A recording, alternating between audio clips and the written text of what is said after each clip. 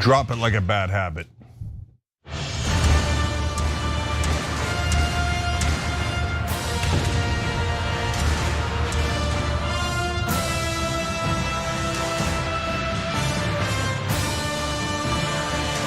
All right, welcome to the Young Turks. Cenk Uygur, John Iadarola, Mark Thompson on a power panel of epic proportions. Always good to see my TYT brothers and sisters. Indeed, and that's obviously Mark Thompson of The Mark Thompson Show on YouTube. You're checking that out, and that's of course along with you checking out the damage report at 1 o'clock Eastern every day. So make sure you're doing that on YouTube, tyt.com, etc. Okay, so guys, big show ahead. Israel with more ghastly pronouncements, but the world is starting to fight back a little bit, so that's interesting. Okay. And is Trump fighting back? Well, there's some reports. Then MAGA fighting back against Trump being Israel's puppy dog. So that's interesting. That's coming up a little bit later in the program. Disastrous trend about dildos. Obviously, everybody wants to know about that. Nancy Mace with yet another outrageous thing. And when we did the Trump madness, one of the topics in the Final Four was political prosecutions that Donald Trump had promised against his opponents. That made it to the Final Four of the worst things he's done. Well, now he has begun those prosecutions. So we will explain that later in the program as well. All right, so. You just made me think, you know how some people are going through Project 2025 and scoring what percentage has already been done? You got to go through those and see how many is making good on. But anyway, why don't we start with actually some of what you just teased. Instant destruction in Gaza City this morning after an evacuation warning.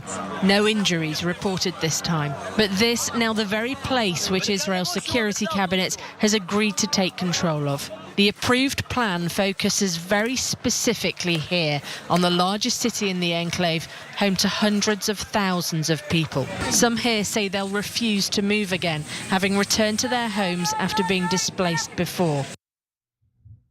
Yes, as just said right there, overnight the Israeli Security Cabinet voted in favor of the complete occupation of Gaza City, paving the way for the eventual, perhaps inevitable takeover of the entire strip. They had a meeting, it was somewhat divisive, it lasted for 10 hours. There was apparently heated debate between Netanyahu, who clearly wants to take over the entirety of the strip, cleanse it, all of that, and the leader of the IDF, Eyal Zamir, who's warned that a military occupation of the entire strip would endanger the lives of the remaining Israeli hostages inside of Gaza. According to 4 Israeli security officials, he also shared concern about the current level of exhaustion and fitness of reservists, and about the military becoming responsible for governing millions of Palestinians. Now, I think as we're gonna get to, it's not only the head of the IDF, but also many of the families of the hostages that believe this increasing military conquest of Gaza would endanger the hostages, which obviously would be a good reason to not do it if the goal was to recover the hostages. But if your goal was to just militarily conquer Gaza, then yeah, this is what you're gonna have to do. And Netanyahu has been very clear about which of those two is actually driving his actions. And so they have not okayed the entire strip being conquered just yet, just Gaza City as of right now. But the 5 principles, which we're gonna show you right here, that Netanyahu's office said the security cabinet agreed to, make clear that this military operation is not going to just end with Gaza City. You can see they're saying there are 5 principles for ending the war: Israeli security control in the Gaza Strip, disarming Hamas, returning all the hostages, including the bodies of those who've died, the demilitarization of the Gaza Strip, and establishing an alternative civil administration that is neither Hamas nor the Palestinian Authority. And of course, as a matter of fact, basically, they already control the vast majority of Gaza. Depending on who you talk to, it's somewhere between 75% that Israel says it controls. The UN says about 86% or so are either militarized or under evacuation orders, and this is only going to increase that. As was said in the video, of course, Gaza City in particular has a very large population, something around 1 million currently living there. It was smaller before the invasion of Gaza, but of course many people have been herded into there. And so it looks like they're taking another big step. I suppose, Cenk, they could have voted in favor of the complete annexation of Gaza. So I suppose this is better than that. What do you think? Yeah, I mean, okay. No, I don't find that interesting at all. We'll cover that in a month. Yeah, it doesn't matter. Look, guys, there's two major things happening here, and then I'll break down some of the important details. One is Israel is trying to conquer land in the modern world while still pretending to be part of the West and civilized society, etc. And it's going to be really interesting to see if they can pull that off. Like now, I'm not talking about the moral outrage. I'm going to get to that in a second. But in just like looking at it from a historical perspective, is it possible for Russia and Israel in the year 2025 to just say, we don't care about the people that are our neighbors, we're just gonna murder them and take their land? So that's what Russia's doing in Ukraine, that's what Israel's doing in Gaza right now. And they're also doing it in the West Bank, just slower, right? And Israel's announced their intentions over and over again to take the West Bank and Gaza Strip. So they don't necessarily do an official pronouncement like this, but their cabinet ministers say it. Netanyahu talks about greater Israel. Netanyahu's talked about from the river to the sea. Netanyahu has brought a picture of the greater Israel to the United Nations in giving a speech. Miriam Adelson, as reported by the Israeli press, backed Donald Trump so that Trump would allow Israel to annex the West Bank. You didn't hear that wrong, the West Bank, let alone Gaza, right? So here's Israel in the middle of the whole world on the stage going, yes, we're starving them to death, moving them to a camp, and yes, former Israeli prime minister has called it a concentration camp, and we're gonna squeeze them all out. We're gonna take this land for ourselves. So now you're gonna see a little bit later in the show that Trump said it was starvation, and Netanyahu called him furious and saying, how dare you ever disagree with anything I said, okay? So we're gonna find out, can Israel, now that people are seeing it happen, control America 100% and take this land and murder those people and drive them out and get away with it? So that's what they're trying to do. We're gonna get to world reaction in a second. So number two thing is I need you to understand this because it is not at all clarified in almost any of the articles. You have to go to paragraph 37 to find out this information on like a quarter of the articles. As John alluded to, they're gonna have to move 1 million Palestinians in Gaza City to do this. How do you think that's gonna go? Do you think that's gonna go humanely from the people who murdered 1,400 people waiting in line for food just recently? By the way, that's more people than Hamas killed on October 7th. If I hear Netanyahu talking about how October 7th is the greatest tragedy known to humankind, as he's done over 50 October 7th in Gaza, including on starving people waiting in line for food, I'm gonna vomit. And the whole world is vomiting right now. I don't know, for supporters of Israel, how you think this is helping you? You have to be mental. You freshly escaped from a mental asylum to think that this helps Israel's reputation, longevity, creating a safe haven for Jews, etc. right? So that moving those 1 million Palestinians is going to be a slaughterhouse. So that's why even the head of the IDF is like, really? And by the way, the head of the IDF is a terrible guy. Not only did he do all these massacres, is he responsible for the slaughter in Gaza, but earlier in 2018, when the Palestinians tried something that was nonviolent, going up to the gate that is keeping them prisoners in Gaza, he ordered their assassinations. He murdered 150 innocent people that were going up to the gate, including an American journalist. Sniper shots. So he's among the worst guys on the planet. And even he's saying to Netanyahu, are you nuts? Now it's not gonna be 150 or 1,400. We're gonna just kill like an endless parade of human beings to move 1 million Palestinians and take Gaza. You had to be out of your mind. And Netanyahu and the terrorists that are in the Israeli cabinet were like, yeah, we don't care. What do you think we did this for, you schmuck? What, to get rid of Hamas? What do you? Don't tell me you're a naive fool. We don't care about Hamas at all. To get the hostages back, who cares? Let them get killed. No, we're taking Gaza. Get it through your head. The whole point of this slaughterhouse is take the land to set up greater Israel. So that's super obvious. I'm happy to have a discussion about it, but I think that all rational people can now see that, I hope, but we'll find out. So And then now the details real quick before we get to Mark. Okay, in their so-called peace negotiations, they say that they want Israeli security control of the entire Gaza Strip. That means occupy the entire Gaza Strip. Where's the compromise? The whole point was the ceasefire the entire time has been Hamas saying, we'll give the hostages back if you give us some prisoners and get out of Gaza, right?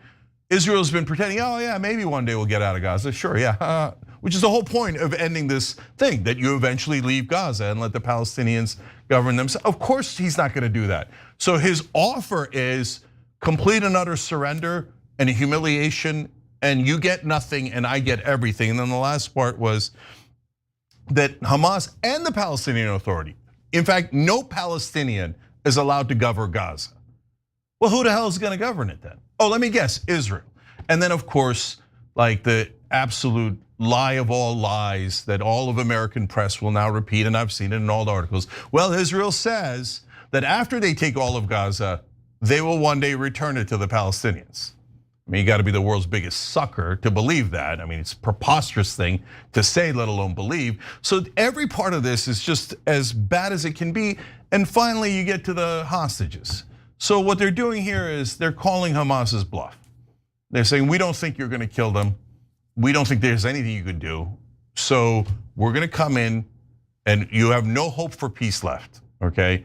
We just told you, our only offer is complete and utter surrender, humiliation, allow us to take Gaza, and write it down, by the way, sign off on us owning Gaza. Nobody's gonna do that, and no one should do that, okay?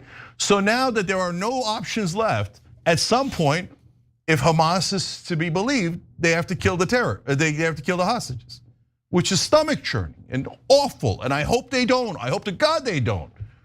But Netanyahu's saying, go ahead, kill them. I don't care about them.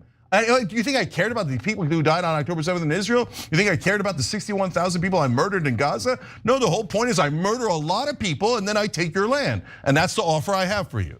So I hope Hamas was bluffing and they don't kill those hostages. But now that the percentage chance of them getting killed is sky high because of this. Mark, curious about your thoughts. Well, I'm kind of would disagree with you on your take on the notions that Netanyahu is obviously a despicable, demonic figure in modern life. His view is something we can all only guess at.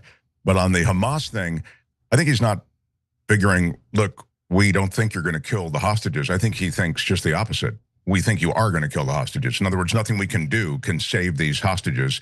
Therefore, I'll continue with this policy, and that's where I would agree with you, this policy that makes no sense. It's really the re-annexation of Gaza, as you know, Cenk and John, because the Israelis left Gaza. They had control of Gaza in 2005, and they disengaged. It was called the disengagement, and they did so with many Israeli businesses and many agricultural concerns in Gaza being burned and destroyed, and the Gaza Strip was turned over to the Palestinian Authority at the time. Now, I'm not suggesting that was a plan that was all designed to as an olive branch. In fact, if you really drill down, many Israelis who would say, no, it was designed to freeze the peace process at the time, to kind of prevent a permanent Palestinian state from being established. So there's a lot here. Look, what we can agree on, I think, without question, is most of what Cenk has just said, which is this is a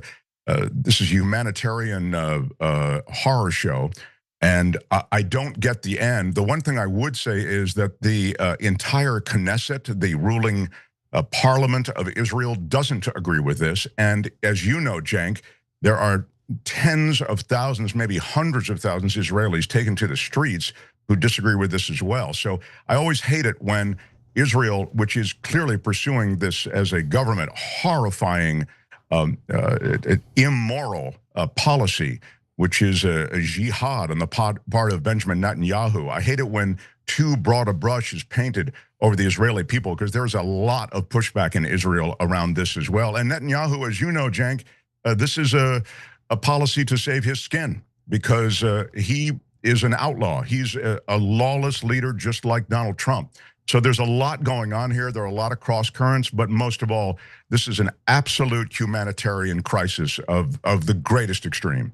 Yeah, it's just real quick before we go to John again with more updates from how the world's reacting to what Mark said. Yes, Israel withdrew from Gaza 20 years ago, but people say that as if Gaza had sovereignty. The Palestinians were a state. No, they were not a state. They didn't have any sovereignty at all. The minute they did anything that Israel disagreed with, they would get bombed. They didn't control their own borders. They had to go through humiliating checkpoints. They couldn't even come close. If they came within a couple hundred yards of the fence, the current IDF head, who at the time was in charge of the wall, would order that they be murdered. They could be murdered at any time by Israel. They had no sovereignty at all. So I don't want people thinking, oh, well, they gave them Gaza and then look at what they did with it. No, that wasn't a real state, and there's some chance that it was a trick, as Mark alluded to. Now to the Israeli citizens. Look, I feel conflicted about this. On the one hand, there's polling that shows that they want them to keep going in Gaza. The majority in Israel do, and that is disheartening. And that is a coarsening of the culture that is heartbreaking. On the other hand, Mark's absolutely right. There are tens of thousands, maybe hundreds of thousands of protesters in Israel. There's a lot of people who want the hostages back, know that this is a problem. And yes, plenty of people who think that enough already in what you've done in Gaza. And not only is it hurting the Palestinians, but they rationally conclude that this is harming Israel significantly in the world stage and with America, etc., let alone their former prime ministers and the former heads of Shin Bet and some former IDF soldiers, let alone the Jewish community worldwide, the top rabbi in America, the top Holocaust historian in America, etc., all the way down to the people confronting Alan Dershowitz as he's being banned from buying a pierogi. And he's like, you're an anti-Semite, you're an anti-Semite. They're like, I'm Jewish, I'm Jewish, I'm Jewish, right? So all these activists who've been pushing for peace and trying to do the right thing. Unfortunately, governments sometimes turn into a horrific situation, and that's what's happening with the current Israeli government. John. Yeah, and the devastating thing is, they get a lot of negative pushback. If they take the land, then they have it. They have it for effectively forever. That seems to be the calculation. Russia obviously knows they look terrible with what's happening in Ukraine, but look at the deal that apparently Trump and Putin have agreed to. They get to keep all the land. And so that's the world order that's being set up. You can invade, you can commit war crimes, ethnically cleanse areas, and who's gonna stop you? Who's gonna stand up to, is the UN gonna do something? Especially with Trump in power, he supports all of this. These are his buddies. Or worse than buddies in the case of Netanyahu, where he's clearly the submissive in the relationship.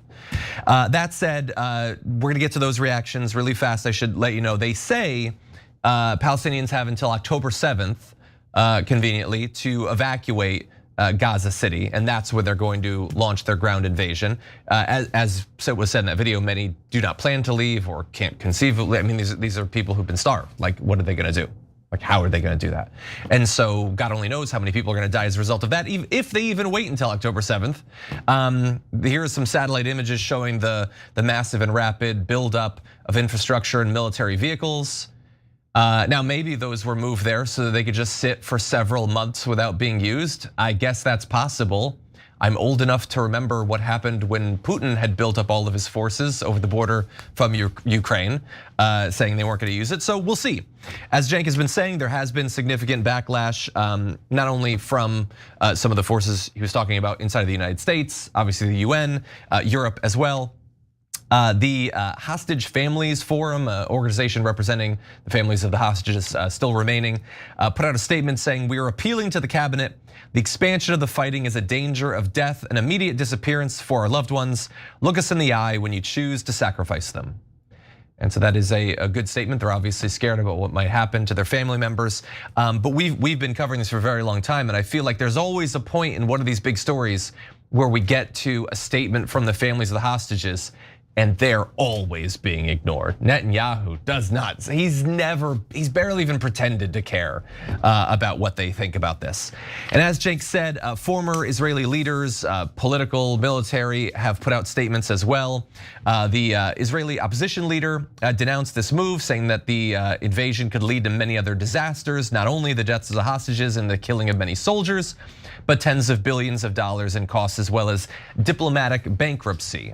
Which that same sort of comment, Ehud Barak, former Israeli prime minister, had written in the end of July an opinion piece talking about Israel becoming a pariah state. So that's sort of now out there, this concern that you are doing very long-term damage to the reputation of Israel by continuing this. You have 550 former Israeli security officials, including the former head of Shin Bet, sending a letter to Donald Trump saying, "It is our professional judgment that Hamas no longer poses a strategic threat to Israel, and our experience tells us Israel has all it takes to deal with its residual terror capabilities, remotely or otherwise." Of course, I understand that they're trying to appeal to Donald Trump. The idea that Hamas posed a strategic threat to Israel before all of this is absurd. The idea that they posed a significant tactical threat is kind of stretching things. But even they're admitting, come on, what are they going to do? Like pretending that you need to ethnically cleanse the entire Gaza Strip because of Hamas, that just does not, it's ridiculous at this point.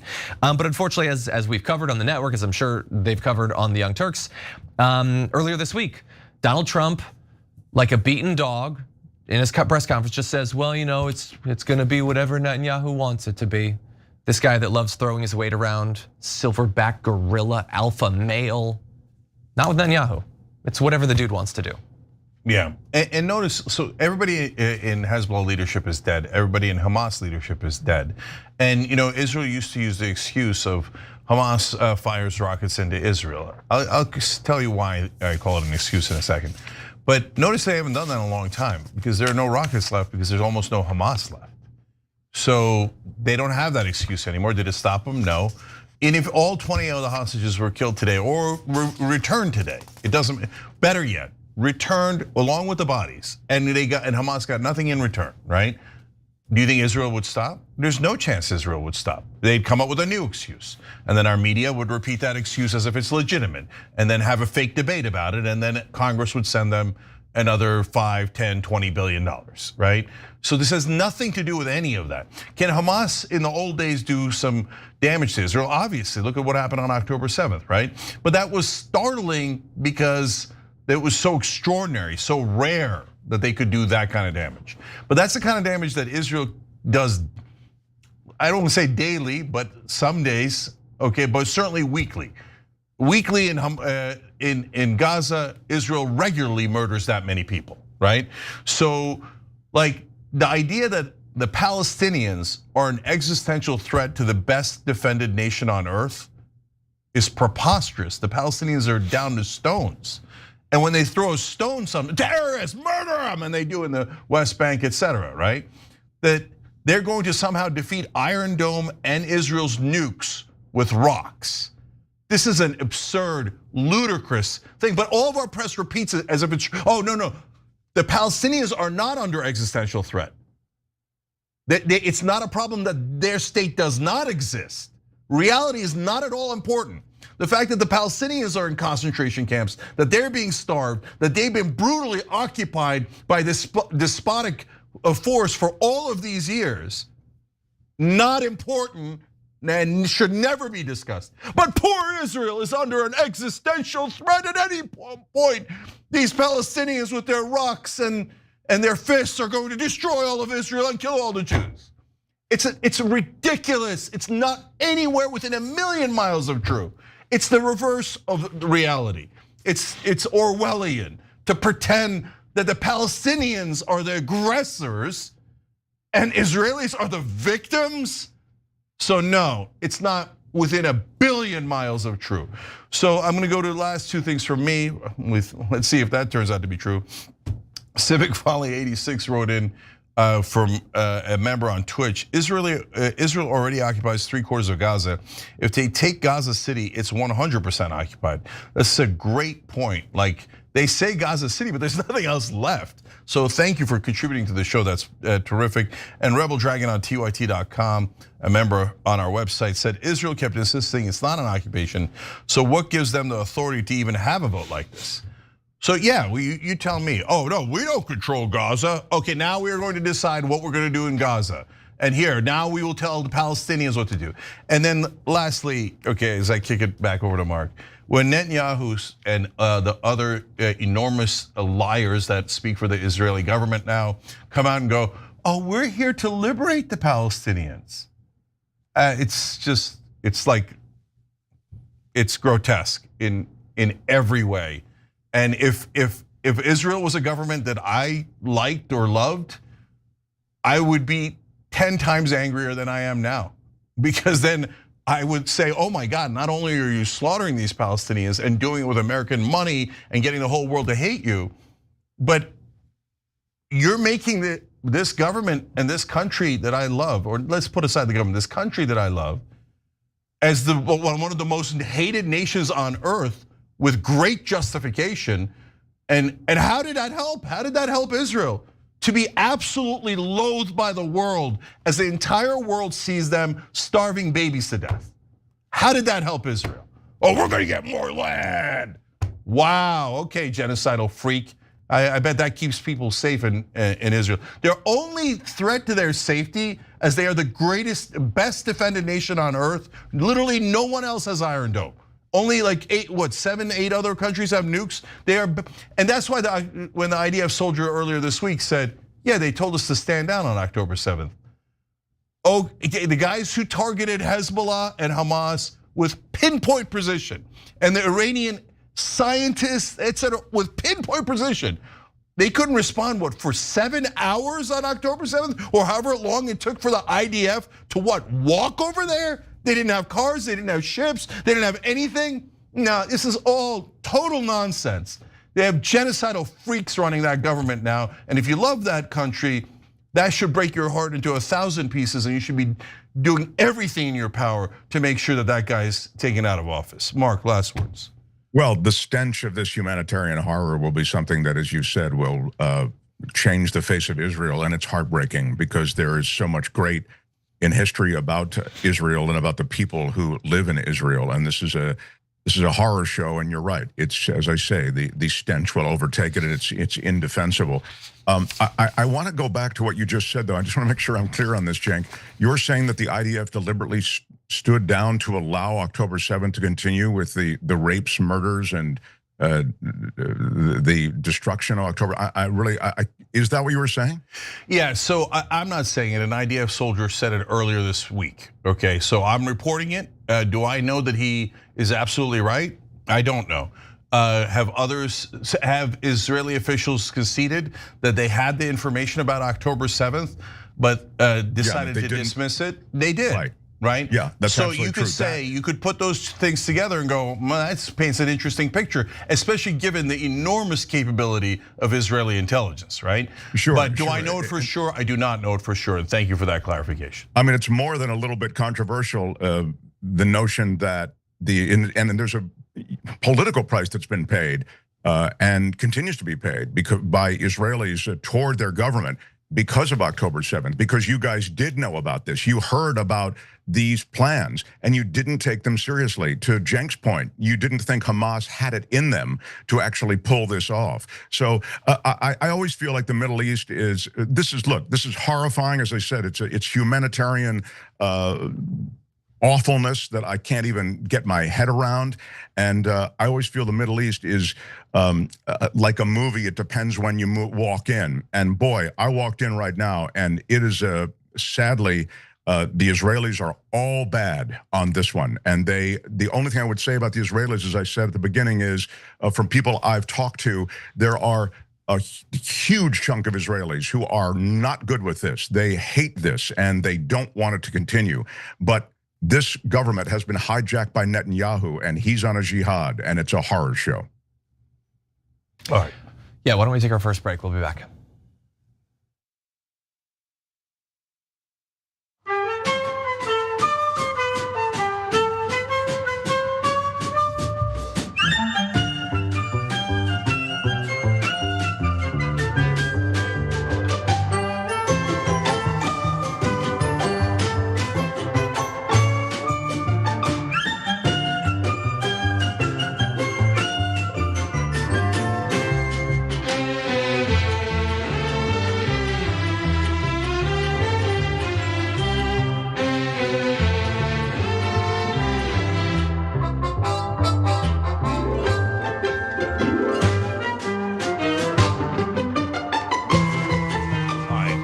TYT.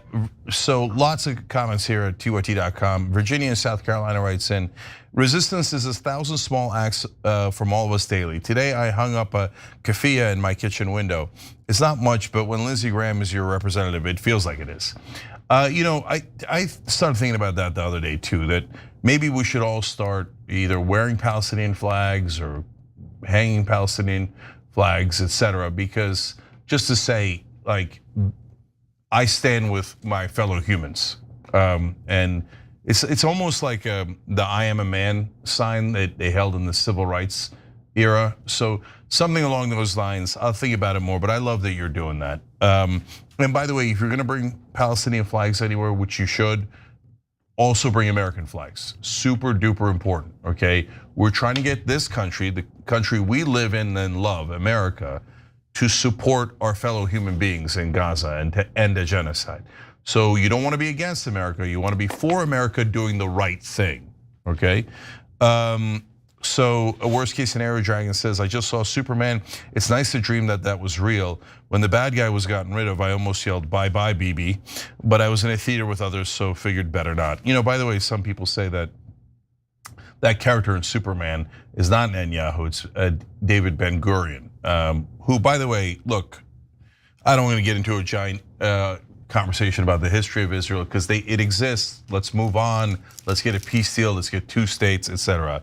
But all of the original prime ministers of Israel were terrorists. I mean, that's just literal. I don't mean it in like some pejorative way. Some of them wound up like Yitzhak Rabin offering peace. And once you offer peace, all sins of the past are forgiven, right? In my book. As long as it's a real peace offer, and Rabin's was close enough to a real offer, right? But what happened in 48 was like, it just doesn't get talked about enough. I mean, it was a slaughterhouse back then too, even larger than this one. No, the Palestinians didn't go for a picnic and decide not to come back, okay? So if you read the history of it, some of them were tied to trees and burned alive, and their dead bodies dragged throughout the town to make sure that the Palestinians fled, and they did. 750,000 adults, 1.5 to 2 million Palestinians displaced. If you've heard me talk about peace negotiations, I talk about you're not gonna be able to get right of return. You gotta let that go, as painful as it is. So I'm practical. For God's sake, stop the fighting, get 2 states and leave each other alone. Okay, but yes, Ben-Gurion and others were also, if you're being honest and factual, monsters. So you might like that they created Israel, but the way they did it would make Hamas proud. The largest terrorist attack was by Irgun, a Israeli terrorist group before 1948. The head of Irgun then later became Prime Minister of Israel. Remote Dragon says the Israeli government is betting there will be no blowback. History says differently. Bloated Ego says Bibi's begging for a terrorist attack on the state of Israel, and I fear he's going to get his wish. I hope not, because that'll only make things worse. We'll be back.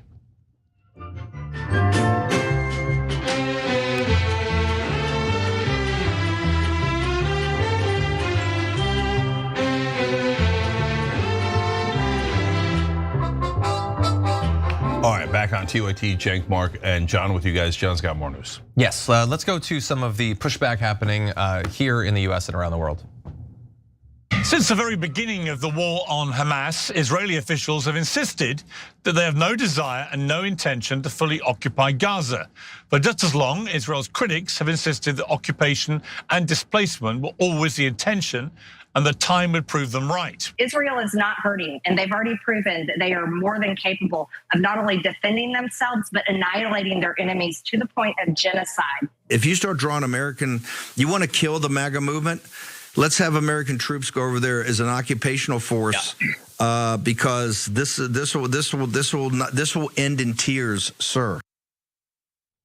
Right there, you had snippets of 3 big figures in the right wing, whether here in the US or abroad, speaking out against Israel's planned occupation of Gaza, as well as on the case of Marjorie Greene, as she has been recently talking about it explicitly as a genocide. And we're gonna jump into a little bit more of what they had to say, starting with Piers Morgan, who, when he recorded that, the official plan was going to be the full occupation. As of right now, they've, at least for this next step, scaled it back, but obviously that's the direction that it's still moving in. So with that said, let's jump into what Morgan had to say.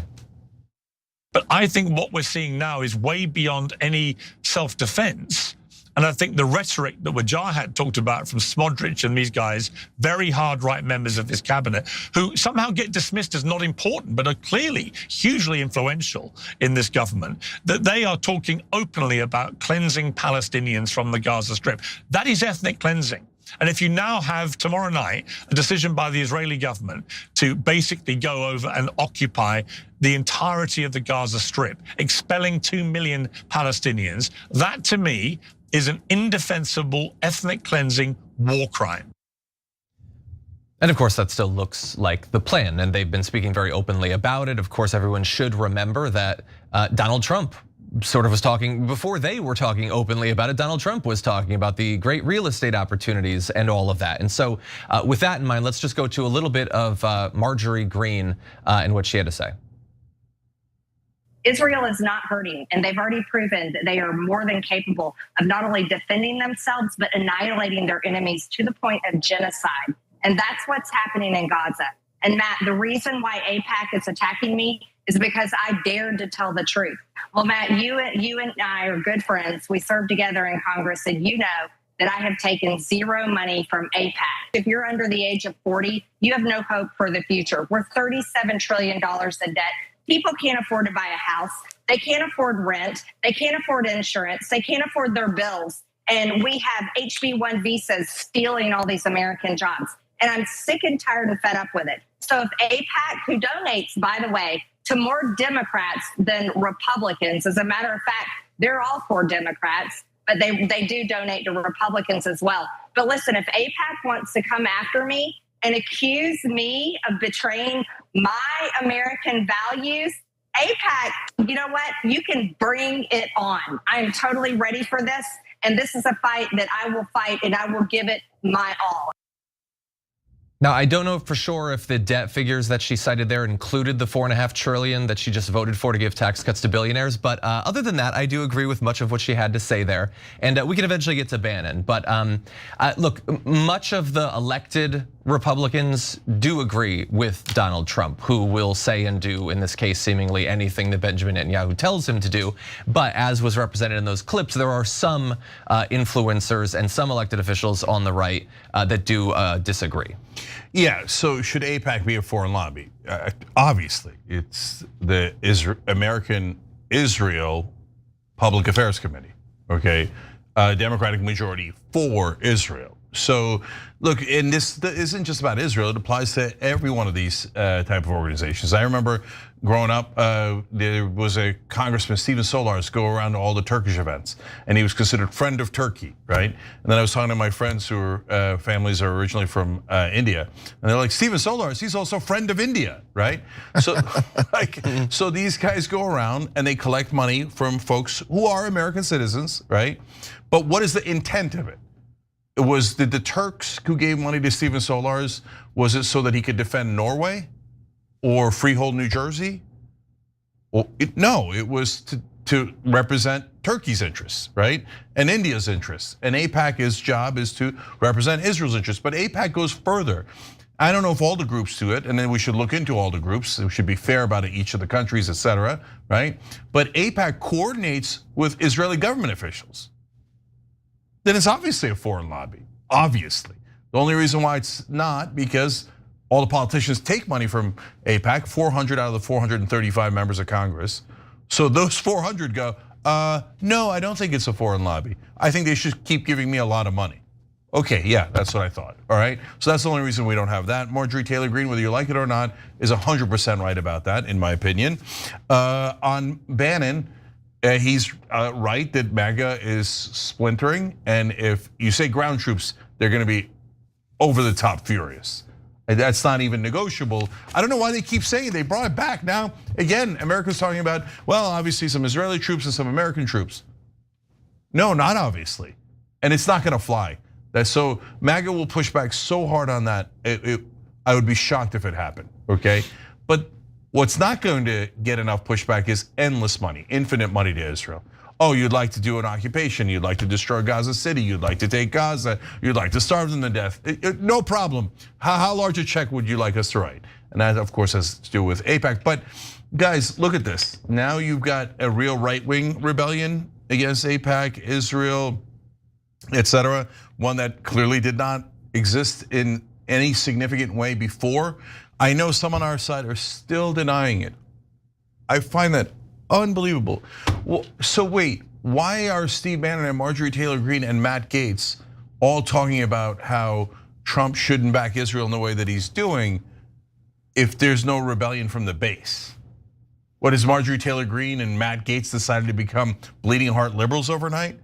No, they're reacting to their voters, to people and their audience going, no, we don't want this. We don't want to spend the money anymore. And now you got to give them a little bit of credit on this. Now they're saying, no, this is morally wrong. And this is like one of the most encouraging things I've seen in the tiny silver lining in an otherwise very dark cloud, where they're saying to their own voters and viewers, if you're a good Christian, if you're a good person, if you have a good heart, you shouldn't want to kill those Palestinian children. I mean, in my lifetime, any American politician saying don't kill the Palestinians, I'd never seen it before. The first guy who spoke up was Bernie Sanders in one of the presidential debates, and he treated Palestinians as if they were human and not just terrorists. And I was like blown away by it. We were covering it live, and I'm like, oh my God, what a hero, what an unbelievable hero. And now people on the right wing and the most extreme right wing going, you know, they are human beings, they are children, we shouldn't be paying to kill them, right? So that's a great development, although some maniacally think it's not happening. And the New York Times, by the way, is saying to Netanyahu, no, we're not going to apologize for talking about you starving children, because you did. Israel has starved 96 children to death so far.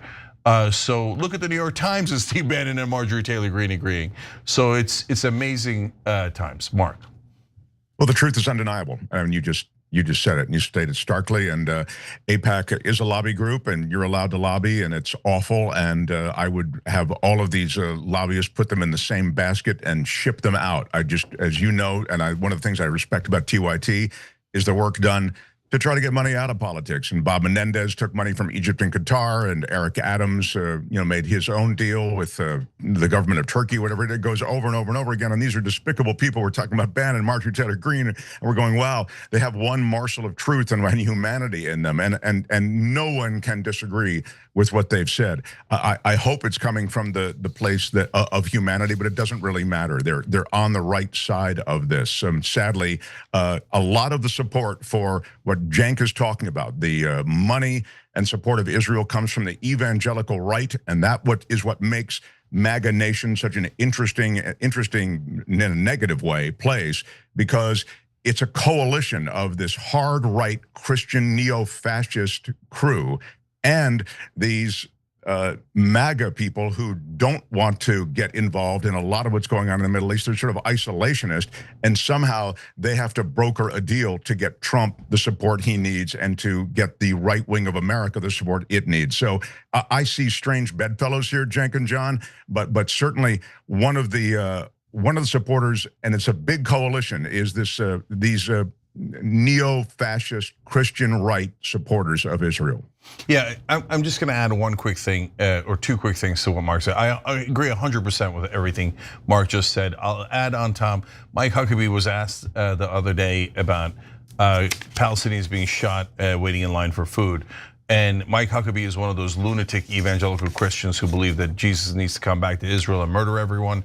And so when they asked him about it, he went full Orwell, he's like, there's no one being shot in Gaza. Oh, there's no one dying in Gaza? Oh, that's a new one. That's a new record-breaking lie, and that he's part of that lunatic evangelical fringe, right? There used to be a much larger crowd. They're not as large anymore, and the isolationists are beginning to take over the Republican Party. That has some downsides, but in this case, it's a huge upside. And speaking of silver linings, last one is, so I think that AIPAC's extreme behavior is going to reveal to a lot more Americans, oh, all the politicians are listening to just the donors. AIPAC happens to be a donor, right? Happens to be a special interest, but so is Big Pharma, Big Oil. I've said it a million times, right? All of those giant lobbies. And I can literally see it going one by one, like light bulbs going over their heads. That part's not literal, okay? As I'm reading on X and social media, etc., people going, oh yeah, maybe that's why we can't negotiate drug prices. Of course that's why. Because the lobbyists and mainly it's corporations, this happens to be foreign governments, but of all these governments and all these corporations totally own our Congress. And if this tragedy leads to the American people waking up to that in mass, well, it's something, like I said, a silver lining might come out of it that's very valuable. Yeah. Well, why don't we take our second break? When we come back, we have some other news to cover.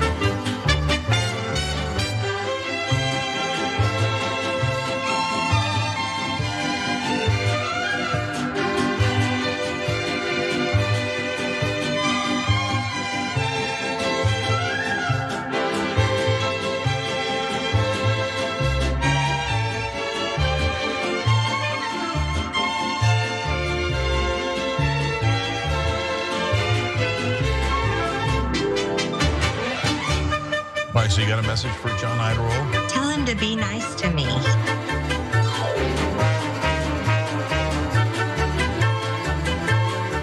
All right, back during social break. So first off, this is YouTube members.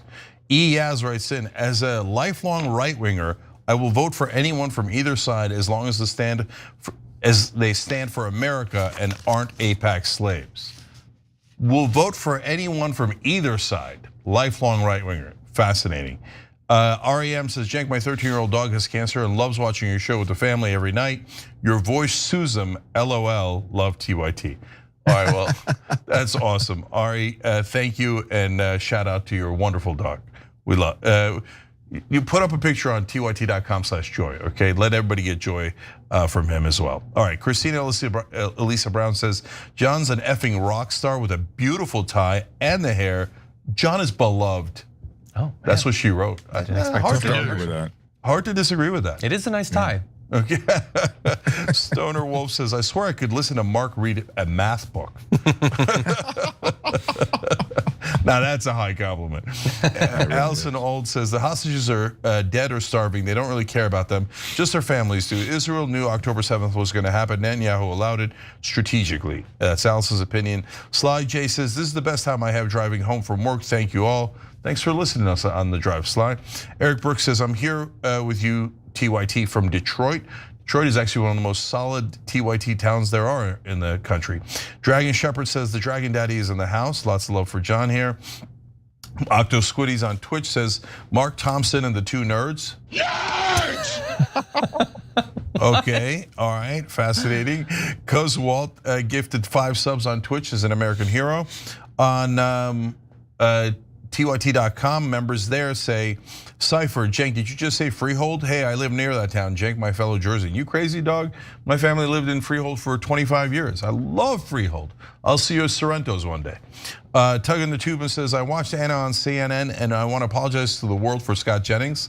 I'm watching from Kentucky and he's unfortunately one of ours. I especially hate when he has the beautiful Louisville skyline in the background. Louisville is actually a great city. He lives in posh Prospect outside of the city. Shocking. So it's okay, I pardon you. Concept of a username says, I work in retail and had a client today who had just come back from Israel. I asked him about the mood over there. He said the people that he talked to were completely against the war and the taking of Gaza. However, the government is doing whatever it wants to do, not unlike what Trump's government is doing currently. We live in fascist times. Thank you for being nuanced and understanding the difference between the Israeli government, the country, and its people. The government is the problem right now. All right, we'll be right back. This earth warming and carbon is actually healthy for us.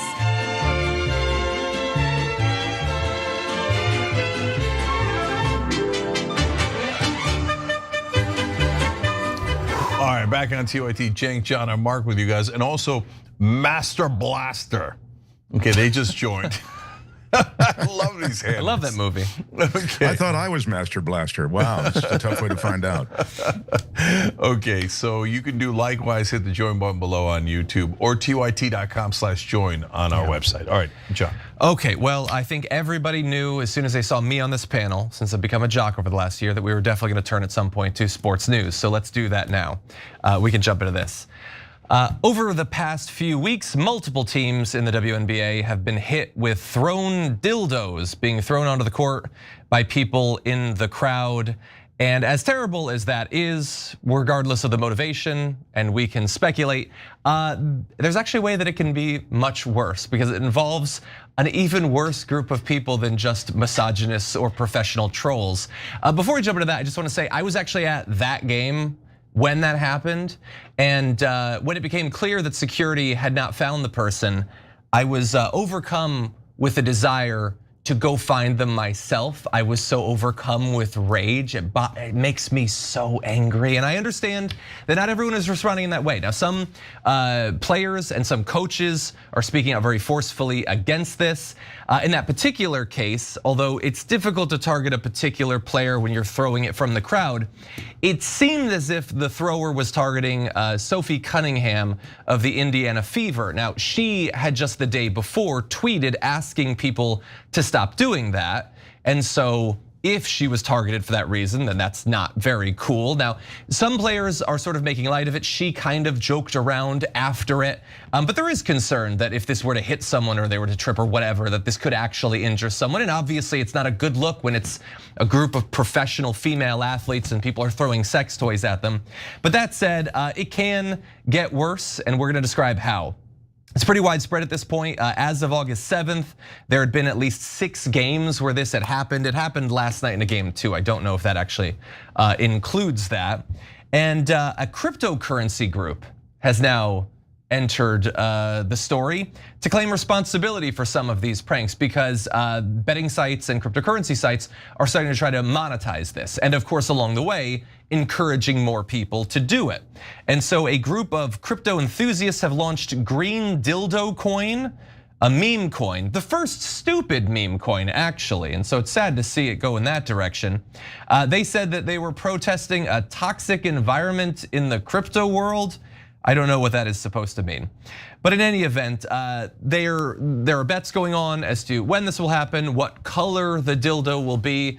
And of course, all of this is very much against the rules. People have been caught that have done this. They've been arrested. Others are being banned from arenas or from WNBA events. And so for some, including some of the people doing the throwing, they're saying that it's not misogyny. They're just trying to generate attention, which I'm not sure if that's better or worse.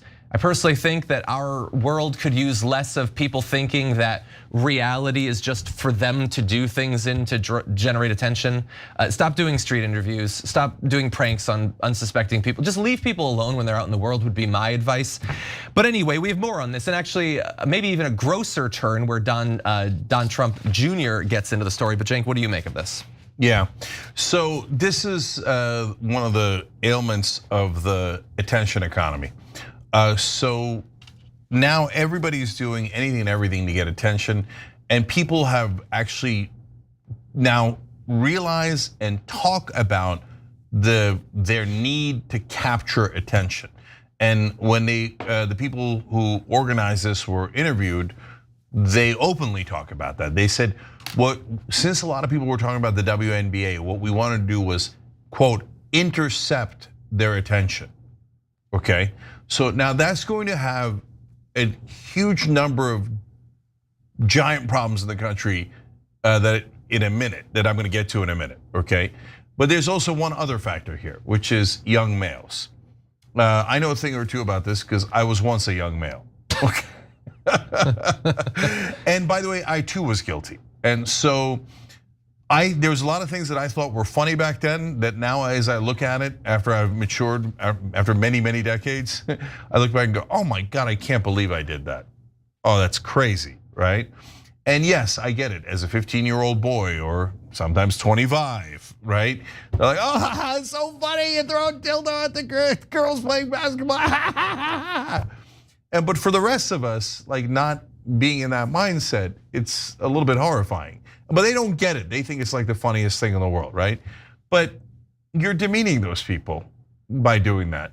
And it's not an accident that you threw it at a WNBA game and not at an NBA game, right?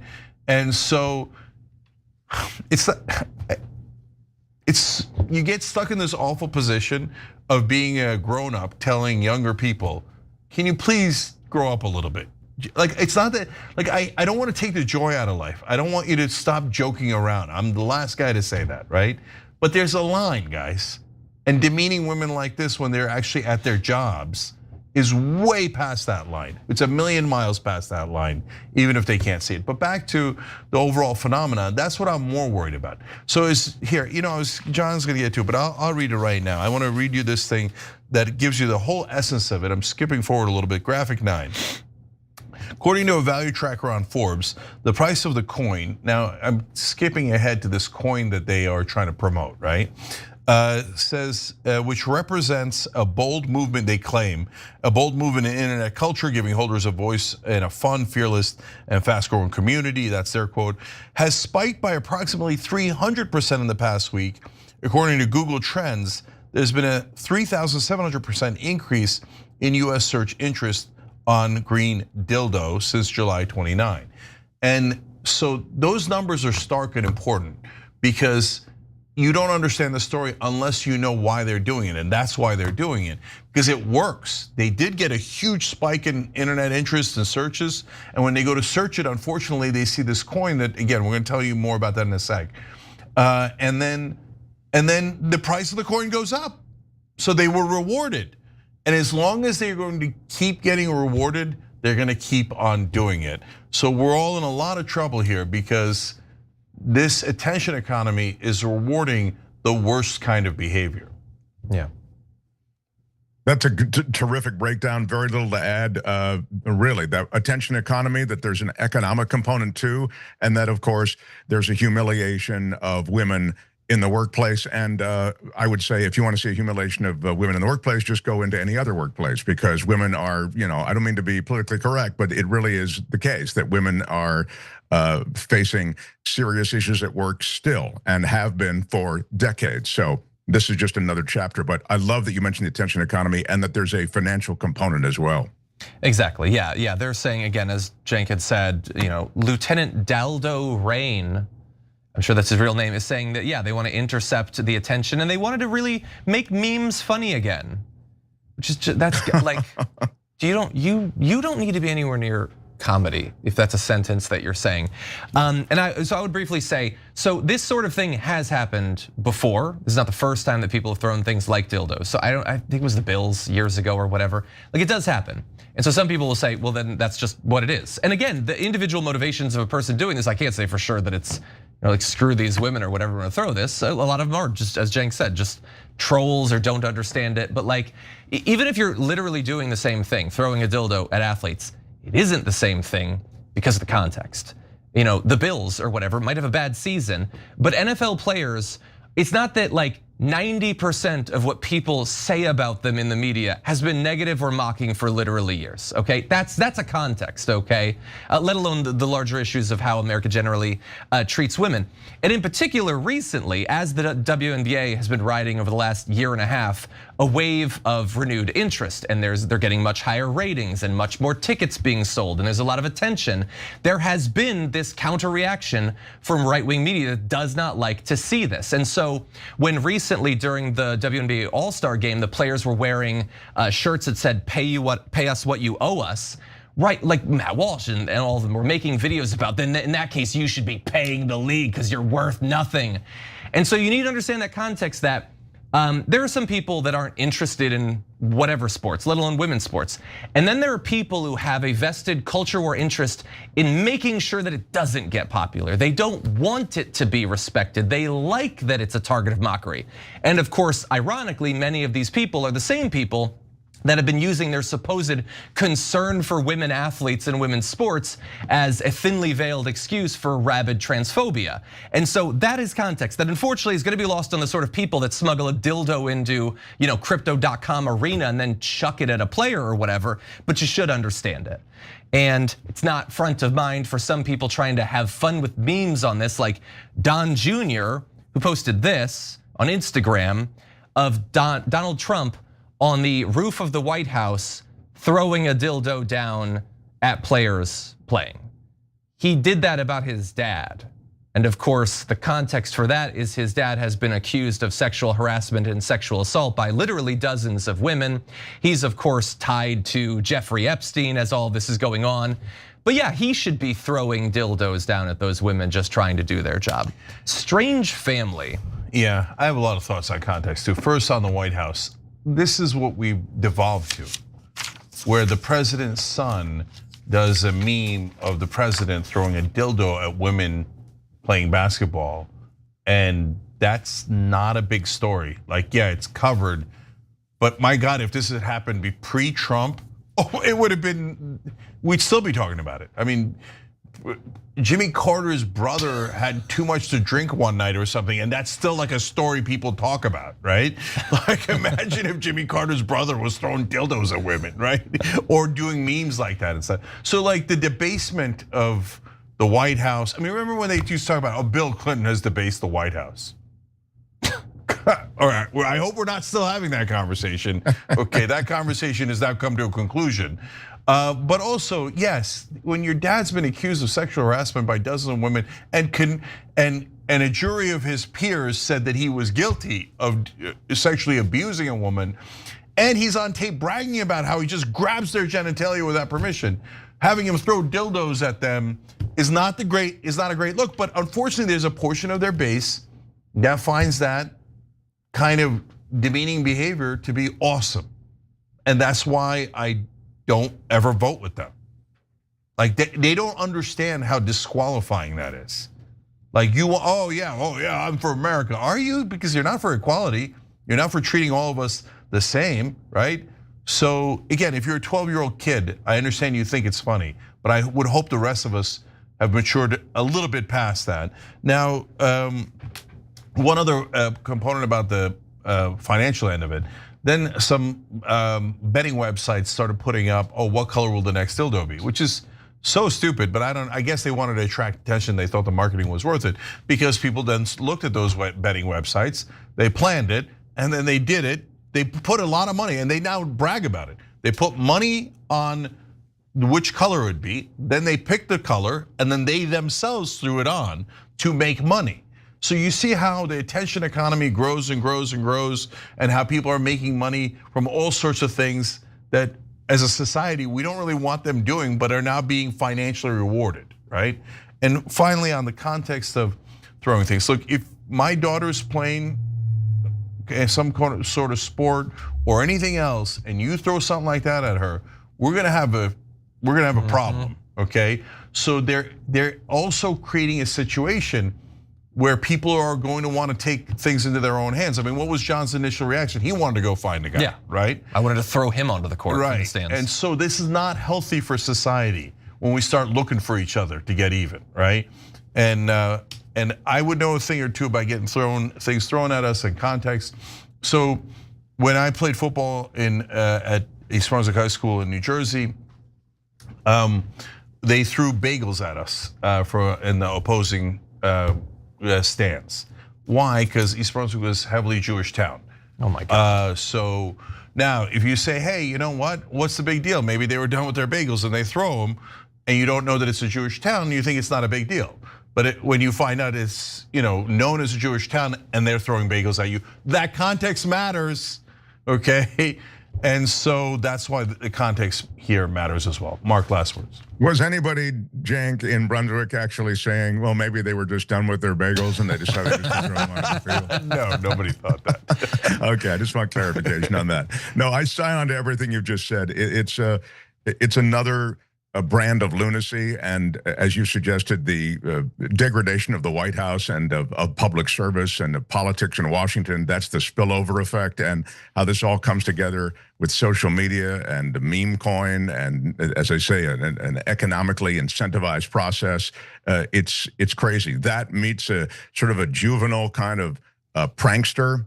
And you've really got this, it all crashes together. It's a sign of the times. Hate to say it, but it's a really appropriate phrase in this case. Yep. All right, guys, we're way out of time. Everybody check out The Mark Thompson Show on YouTube. You're already here. Just go over and subscribe in 5 seconds. Oh my God, while you're doing that, another 5 seconds, subscribe to Damage Report. Okay, so, oh my God, in 10 seconds, you're an American hero. Okay, but did you ring the bell down here for Young Turks too? Oh my God, 15 seconds of glory. Okay, so when we come back in the next hour, Donald Trump is now trying to prosecute all of his political enemies. So disaster ahead.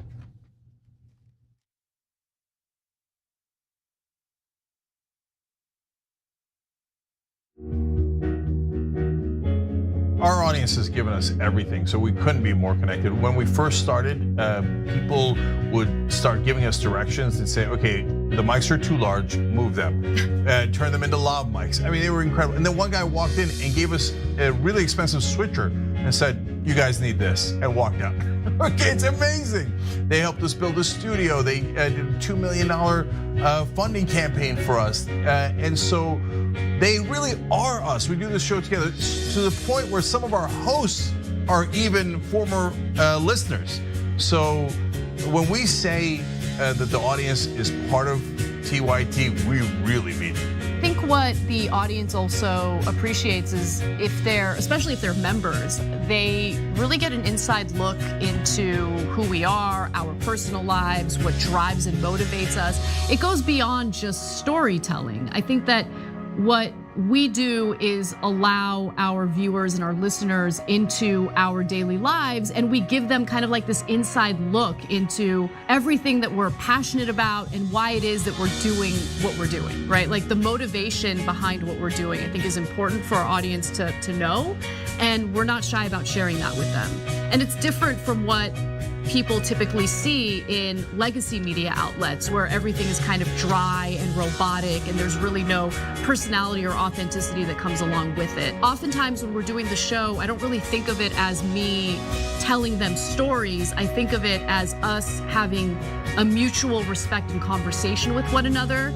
And as I said earlier, I mean, not only do I feel that through the work I do, I'm informing our audience, but they inform me oftentimes as well. You know, they'll pitch stories to us. They'll tell us, you know, a certain perspective or angle to a story that we might have missed. And I love it. You're about to watch some behind the scenes footage of the Young Turks. Ooh. Now these are partial videos. If you want to get all of them, you become a member, go to tyt.com/join, and you'll get all the behind the scenes of me, Anna, John, JR, a little bit reality show like, tyt.com/join, and enjoy this. You know what you're seeing behind me? Jersey, hold. Watch me flip this camera. However I flip it. Do I flip it like this? No, I just took a picture. I'm bitzing right now. What? Behind the scenes. Oh, okay. For members? I don't have my face on. She doesn't have her face on, folks. Oh, that's JR's ass right there. You can't take 5 minutes off, can you? No, I can't, Johnny Pie. I said it was live stream, but I was lying. It's not a live stream. It's just for members. Bitsy, this is my cat. You know what his name is? Kiki Cat. Animals are innocent. Control room and the insanity is obviously there. Right now, as you can see, I'm directing or tech directing. I'm so happy to be here. This is what like a Labor Day beard looks like for Cenk. Man, you're a Young Turks viewer if you recognize me like this. Such a big fan. Oh, thank you. You are the one person in my life I would love to meet. What's going on, guys? This is a Bitsy or a BTS or behind the scenes with Hassan Piker, AKA Woke Bay. Oh, hi, I didn't see you there. I have finished my show, The Damage Report, and now I get into a really awkward time of the day. When I'm sitting, the control room is right there. So I can see Bart. And this is the Pittsburgh office, by the way. I referred to often as the boiler room. You see how it's ripped? Is it super unprofessional to wear that at a business meeting? Or am I like cool rebel? I just finished doing the power panel and I'm fired up. What do you do for TYT? Not a whole lot. If you're frantically tweeting at us that something's broken, thank you, because I'm fixing it. And thank you for being a TYT member. Super last thing, because there's always got to be a super last thing. Oh, so disastrous. This has been behind the scenes, behind the scenes. America!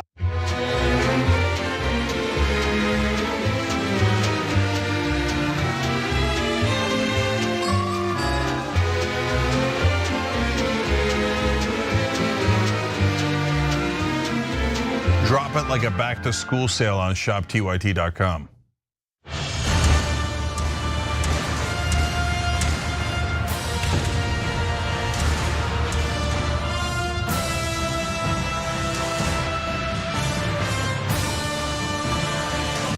All right, back on the power panel here. Cenk Uygur, Maz Jobrani, Yasmin Aliyah Khan, the all-Muslim panel, kind of.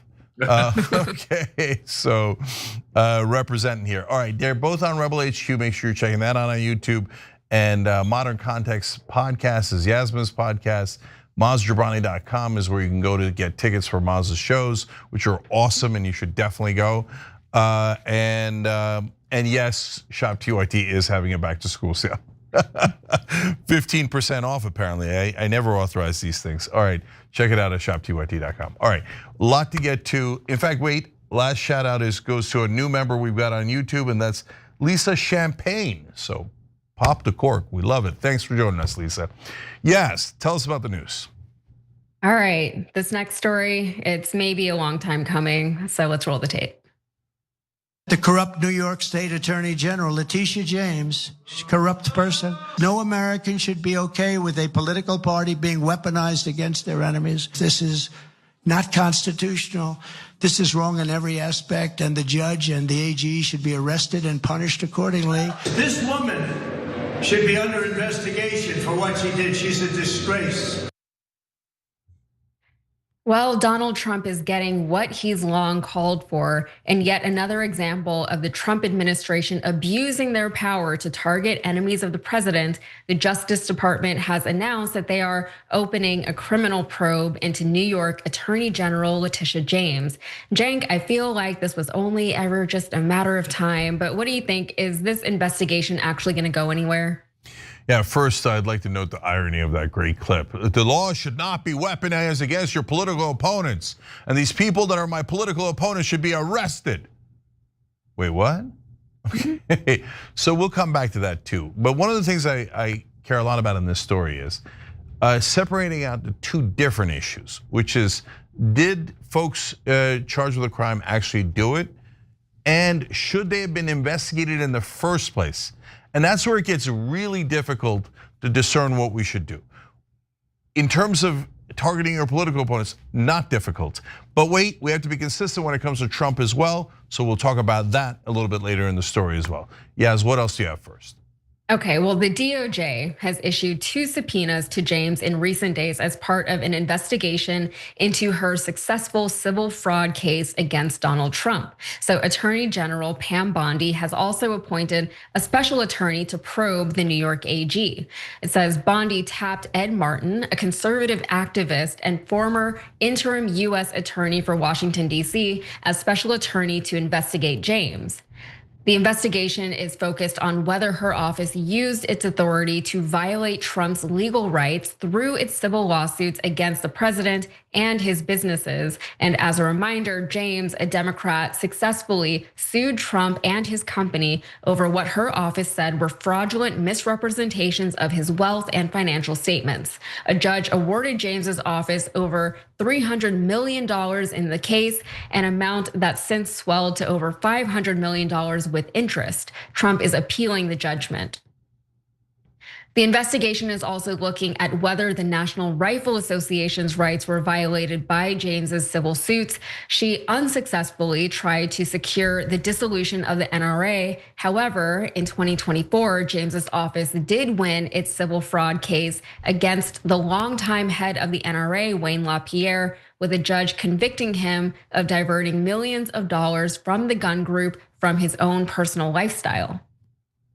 So it's not clear what evidence, if any, the Justice Department has gathered in the probe. Abby Lowell, an attorney for James, said that the probe of her office's fraud case against Trump and his businesses has to be the most blatant and desperate example of this administration carrying out the president's political retribution campaign, weaponizing the Department of Justice to try to punish an elected official for doing her job is an attack on the rule of law and a dangerous escalation by this administration.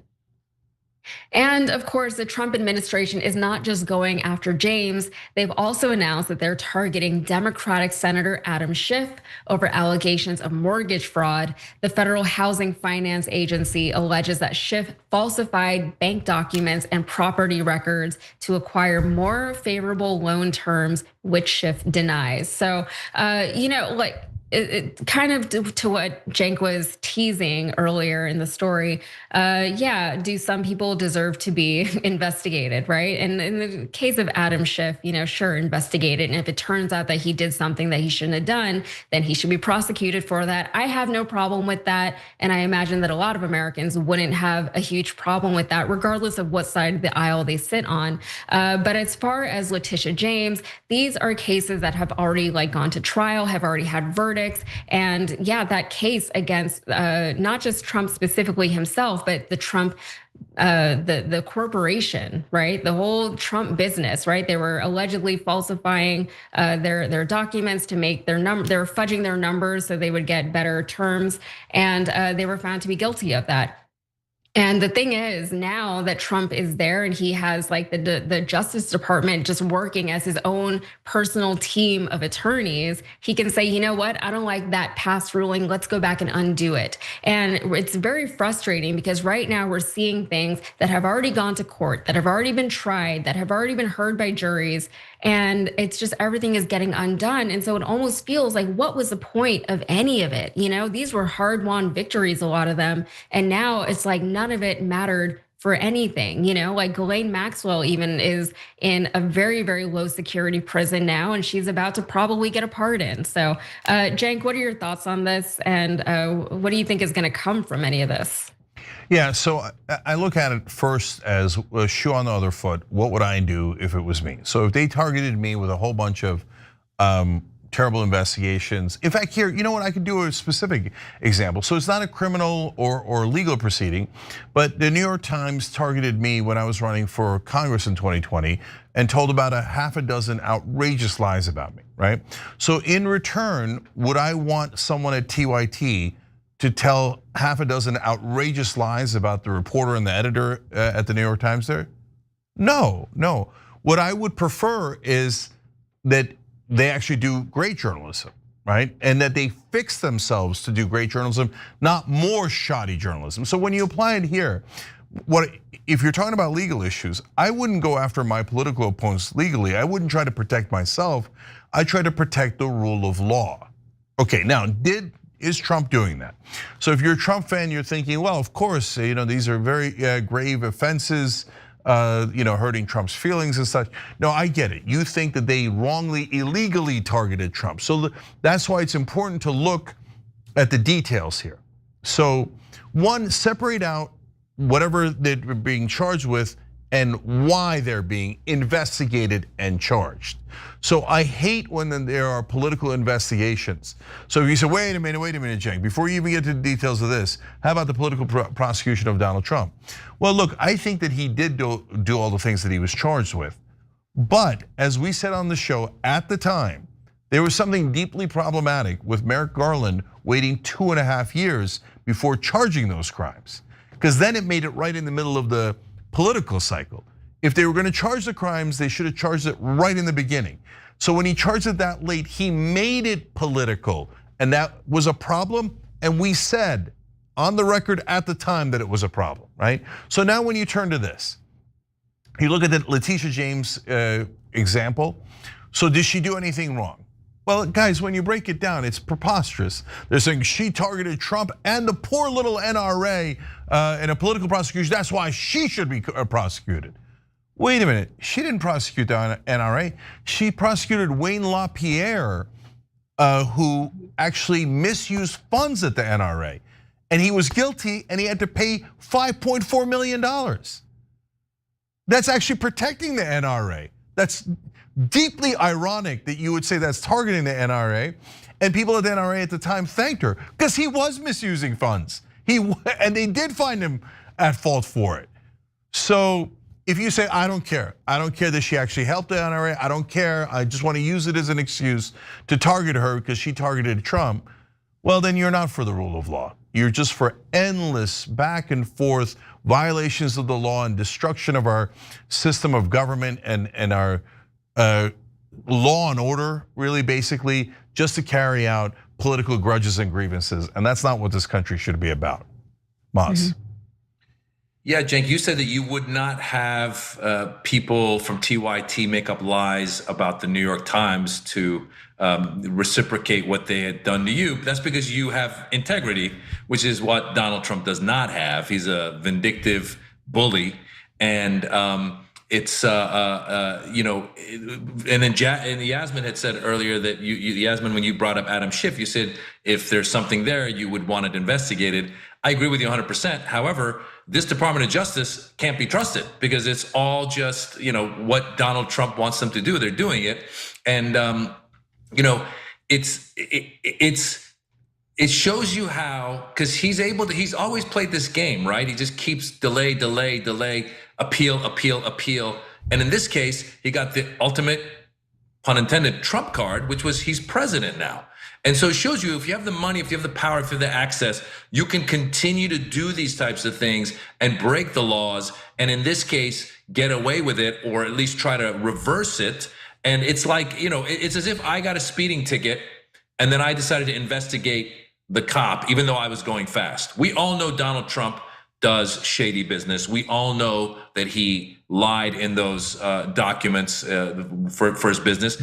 And even if we assumed it, but we weren't sure, well, the jury or the judge found it to be true after the trial was done. So you can't then, in retrospect, go back and say we're gonna, investigate the investigator. But that's what's happening. And be honest with you, when I hear these types of news stories, I'm really starting to, for a long time, I've started to just not believe in karma anymore. Because in a just world, Donald Trump would be in prison right now for trying to overthrow the government on January 6th, and we wouldn't have to be dealing with any of this crap. Yeah, it does throw a lot of your beliefs of what the world is and what it could be into question. And you just have to kind of like vibe with it and be like, this is fine. It's a lot worse than what I had hoped it was, but this is fine. But that is a good point that you made, Maz, about, like this particular Justice Department investigating somebody like Adam Schiff, because, at the Justice Department, they have seen a lot of turnover in the few months that Trump has been president, right? There have been, I think, over 60% of them, if not more, by now has resigned from that department because they don't want to lie on behalf of Donald Trump, right? They don't want to do the things that he and Emil Bove are asking them to do. They're asking them to lie under oath. There was a whistleblower who came out and who was talking to the New York Times, and he said, I've been here at the Department of Justice as an attorney for 15 years. And I think, Cenk, you mentioned this, the job was always to defend the Constitution and to defend the law, not to defend necessarily a particular policy or president or whoever.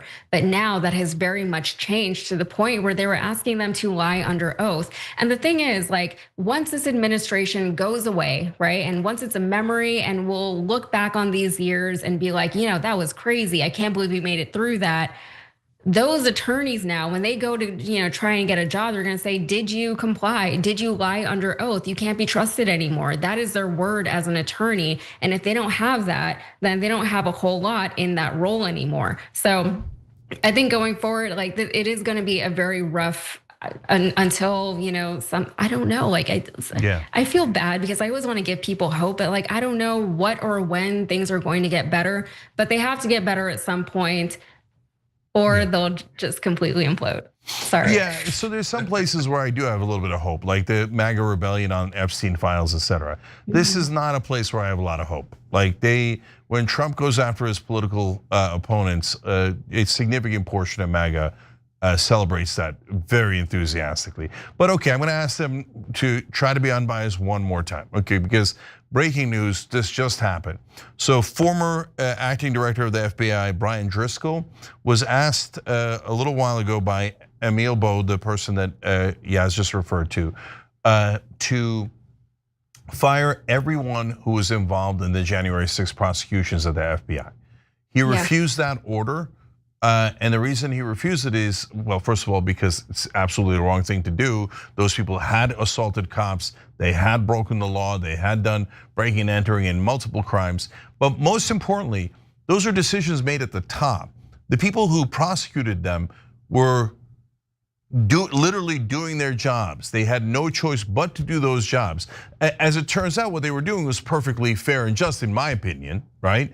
But either way, they were good agents doing what their bosses asked them to do. There's no question about it.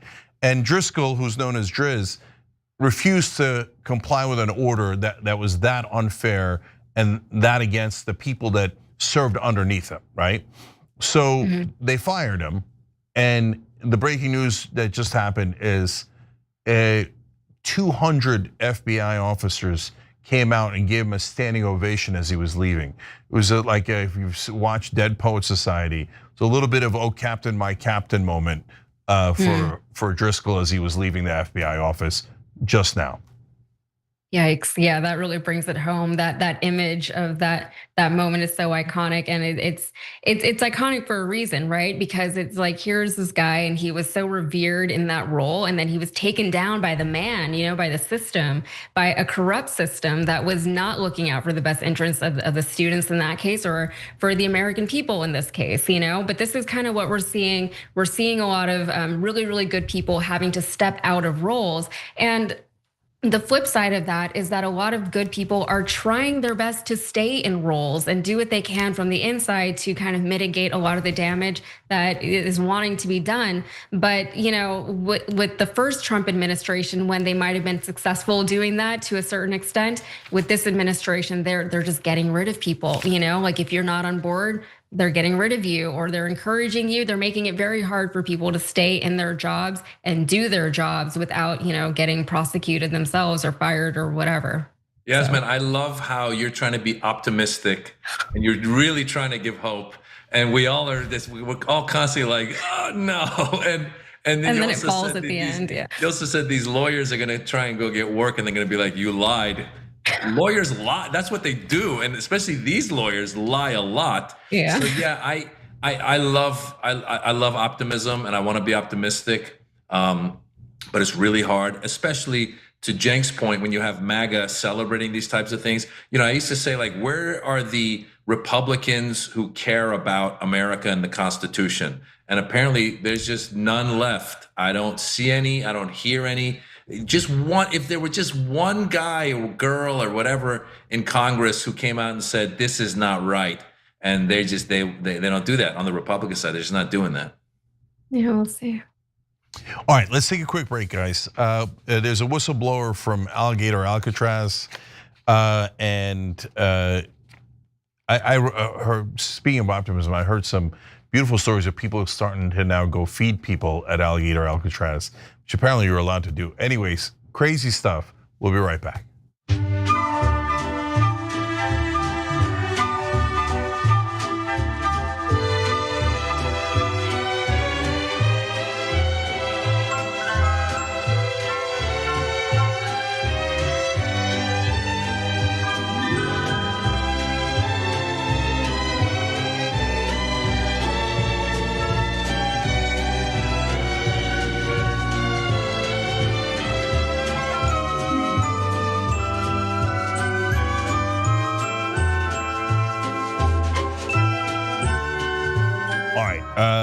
Is it true that there's a 15% off sale at shoptyt.com for back to school gear? Apparently it is. Fascinating. All right, and we do have a new blog, is that what we're calling it? I don't know, at Substack, making a lot of videos there. We'll update you guys more on the rebellion as we go along. You could get there through tyt.com/Substack. Check that out when you get a chance. All right, Addis Badra God, brother, one day you're gonna have to tell me how to pronounce that. Anyways, writes in on Super Chat, how do we ever become proud of being Americans again after Gaza? My family came here escaping Srebrenica only for my tax dollars to go to genocide. I'm disgusted. So honestly, I've told the story a couple times before. First of all, Srebrenica was declared a genocide by the United Nations and all the experts that study genocides. There's about 6,000 Muslims that were killed there by the Serbs, 61,000 dead in Gaza. And as I was studying it for a debate that I had with an Israeli lawyer, or a lawyer who was defending Israel, she then called me a parasite in the middle of the debate, because that's what apparently lawyers do now. But anyways, I was studying Srebrenica, and one of the haunting things was, this was before Israel started doing it. I read about how the Serbs would starve the people of Srebrenica and then bring out food, and when they came to get the food supplies, they'd shoot them. And then about 6 months later, Israel started doing the same exact tactic and have now killed 1,400 people that are coming to get food, more than Hamas killed on October 7th. So I hear you, brother. I mean, for the survivors of genocide across the world, if you or your family member, and that's part of the reason why Anna and so many Armenians are animated by it, and the Palestinians took in both Armenians after the Armenian genocide, and by the way, Jews after the Holocaust. And they got returned with this for their kindness. So my heart breaks for them in 1,000 ways. And for all of us for having to pay for these horrific war crimes. 00083 says Egypt warned Israel that Hamas was going to attack. I mean, look, they knew. They say, oh yeah, we didn't care that much. We didn't take it seriously. You could choose to believe that, or maybe they were thrilled that it happened. And I don't mean the Israeli people at all. I mean the monsters that are in their government. Killjoy 100 says, hey, why isn't TYT in the White House press pool? I'd give anything to see Anna question Trump. Isn't it? Easy reason for that one, money. We don't have enough money to have a reporter there. Hit the join button below. But really, in Liberty and Guns We Trust says, I've been thinking this whole thing is extra bad because Israelis are super well educated, super successful in business, politics, etc. If you take those blessings and use it for evil, you get extra wickedness. But look, brother, the Germans were also pretty well educated at the time. Came up with incredible technological advancements, and not all Israelis are super well educated. And remember, they have their religious fundamentalists too, which are of course lunatics and have no education.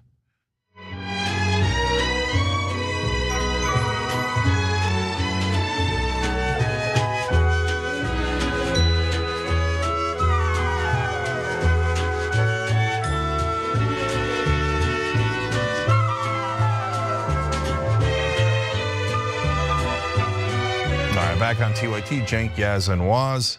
I said Waz, Maz. There's a lot of Oz's and Az's here. Maz, Waz. Maz and Waz, let alone Yaz. Okay, let alone, all right. Anyways, I took that one back. Aristophanes is a YouTube member and said, thank you TYT for your unwavering truth telling. Love you all. Love you right back, guys. Thanks for actually seeking truth rather than just blind partisanship, etc., etc. So love you guys. All right, Yaz, what's next? All right, let's roll the tape on this story. Actually, some good news in this one. This is sad, hopeless. It's a type of torture. CNN spoke with 8 detainees to hear firsthand accounts of what conditions are like on the inside.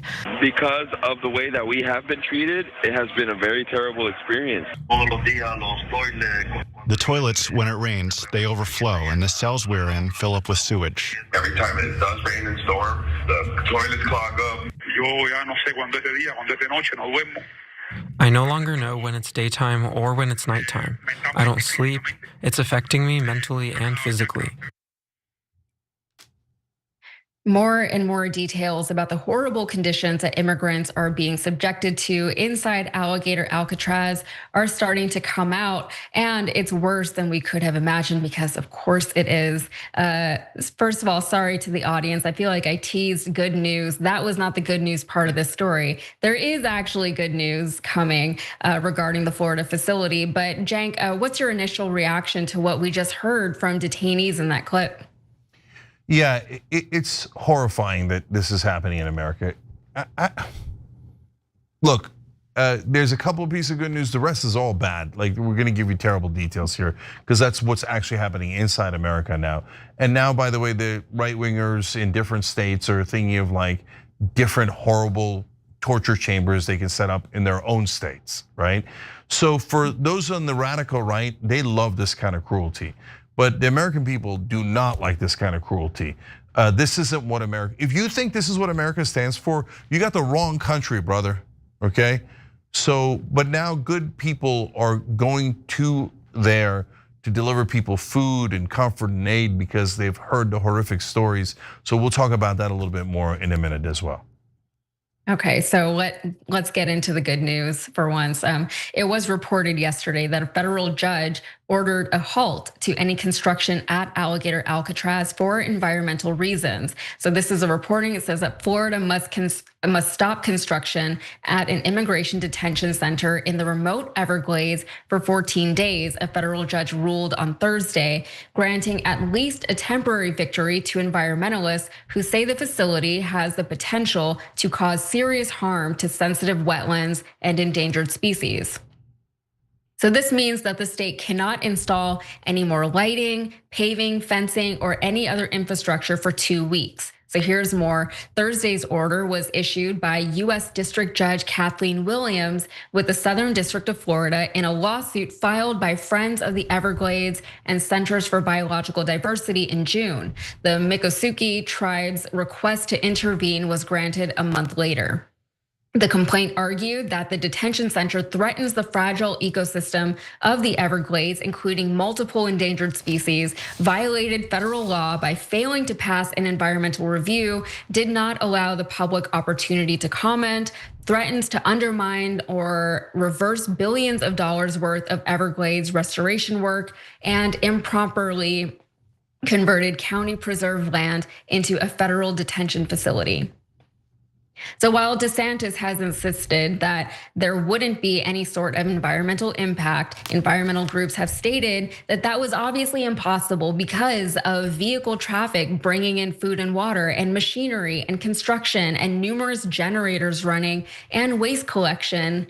Granted, it doesn't seem like the first and last bullet that I just mentioned are actually being done. So the increased light pollution from a rarely used airstrip to an operational detention facility with thousands of detainees and staff present is another concern, as it can disrupt local species used to natural daylight and nighttime cycles, like the nocturnal Florida panther and endangered species known to be present in the area.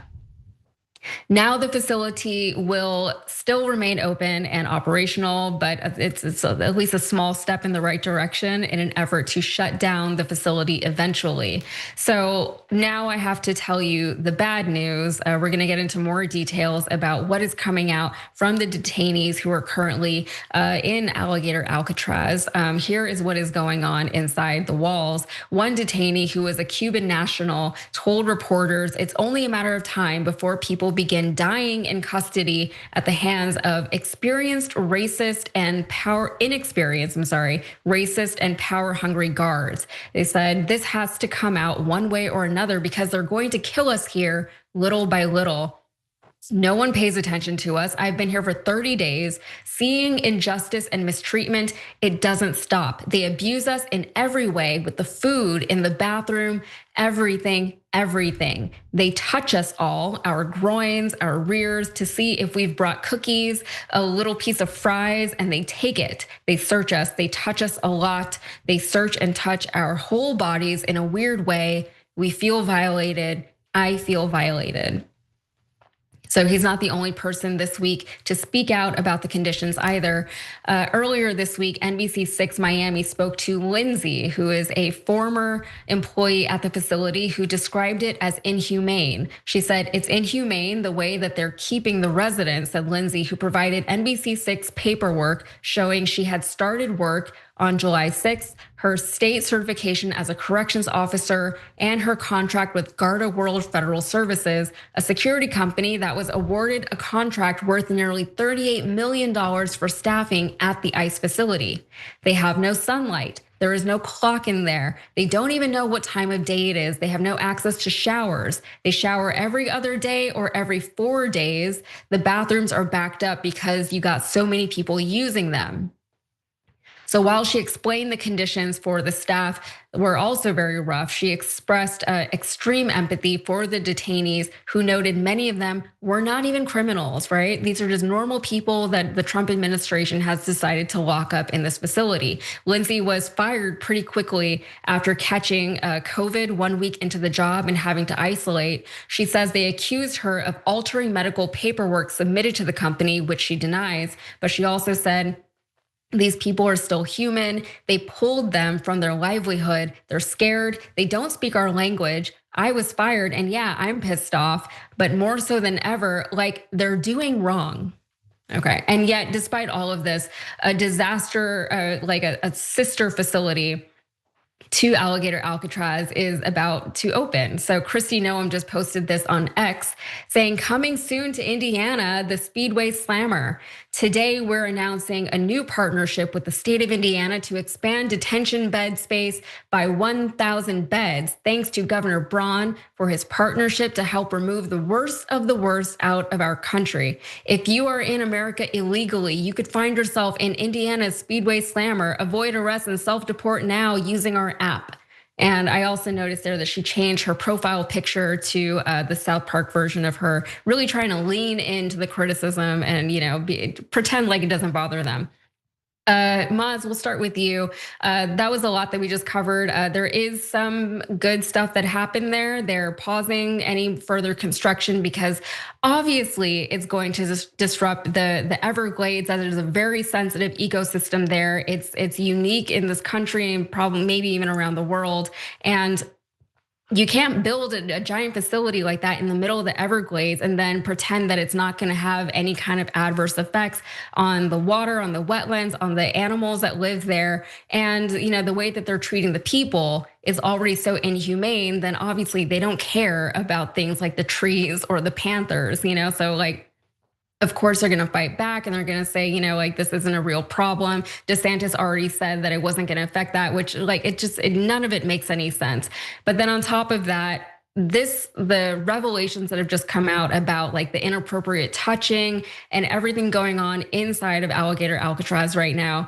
I don't even like saying that because it sounds like such a stupid name, but it is just so much worse than what we thought was going on and could have been happening. Just like the access to people's bodies, it's hard to wrap your head around and you don't want to. And then on top of everything, you remember that your tax dollars are funding this thing. And it is all so infuriating. Maz, what are your thoughts?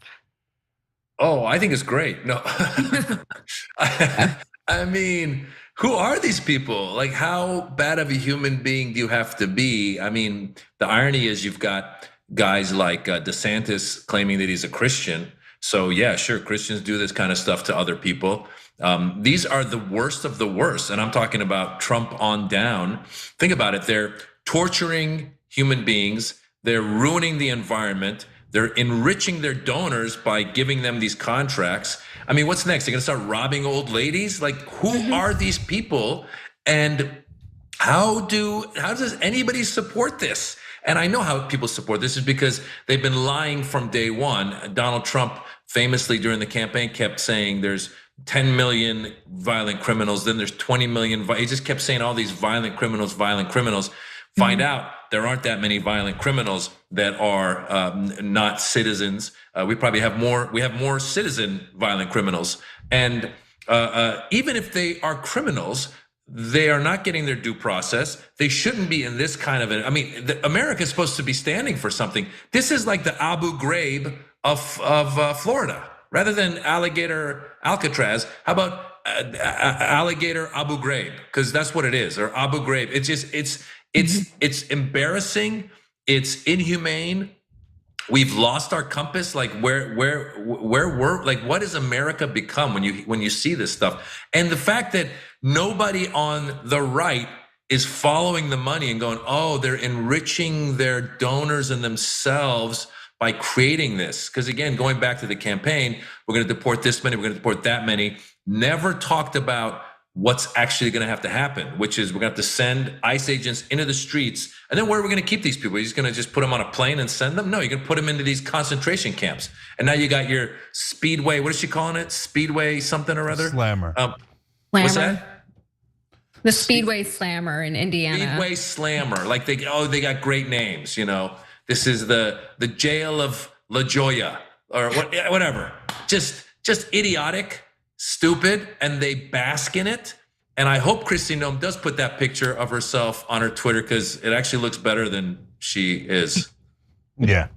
So guys, you know, Maz asked them, what are they going to do next? Like rob little old ladies or maybe shoot puppies? Oh, right. Kristi Noem did shoot puppies. And then she got the Department of Homeland Security job afterwards, after we all knew. Well, why do you hire someone like that? For the cruelty. Not despite the cruelty, but because of the cruelty. Oh, she's willing to shoot innocent little puppies? Perfect. We'll get her to brutalize human beings. The cruelty is growing and growing. And this isn't cute. So now 5 other states are gonna do it, and I'm sure they're all gonna have stupid, goofy names, like Maz was saying. Texas, Mississippi, South Carolina are among the states. The Carolina catastrophe, the Texas torture chamber. By the way, those haven't come out yet, and I'm afraid of giving them ideas. And if you trademark it, right, if you're in the part of MAGA that thinks that, oh my God, the Texas torture chamber sounds so amazing, you have no idea what kind of bubble you're in. The rest of the country does not think torture chambers sound awesome or American, okay? And the polling seems to be indicating that. We are asking you guys, do you think this cruelty towards immigrants is going to backfire on Donald Trump? We're asking that in the live chat, shows live 6 to 8 p.m. Monday through Friday, and 67% think it's gonna backfire. In the polling so far, it is backfiring.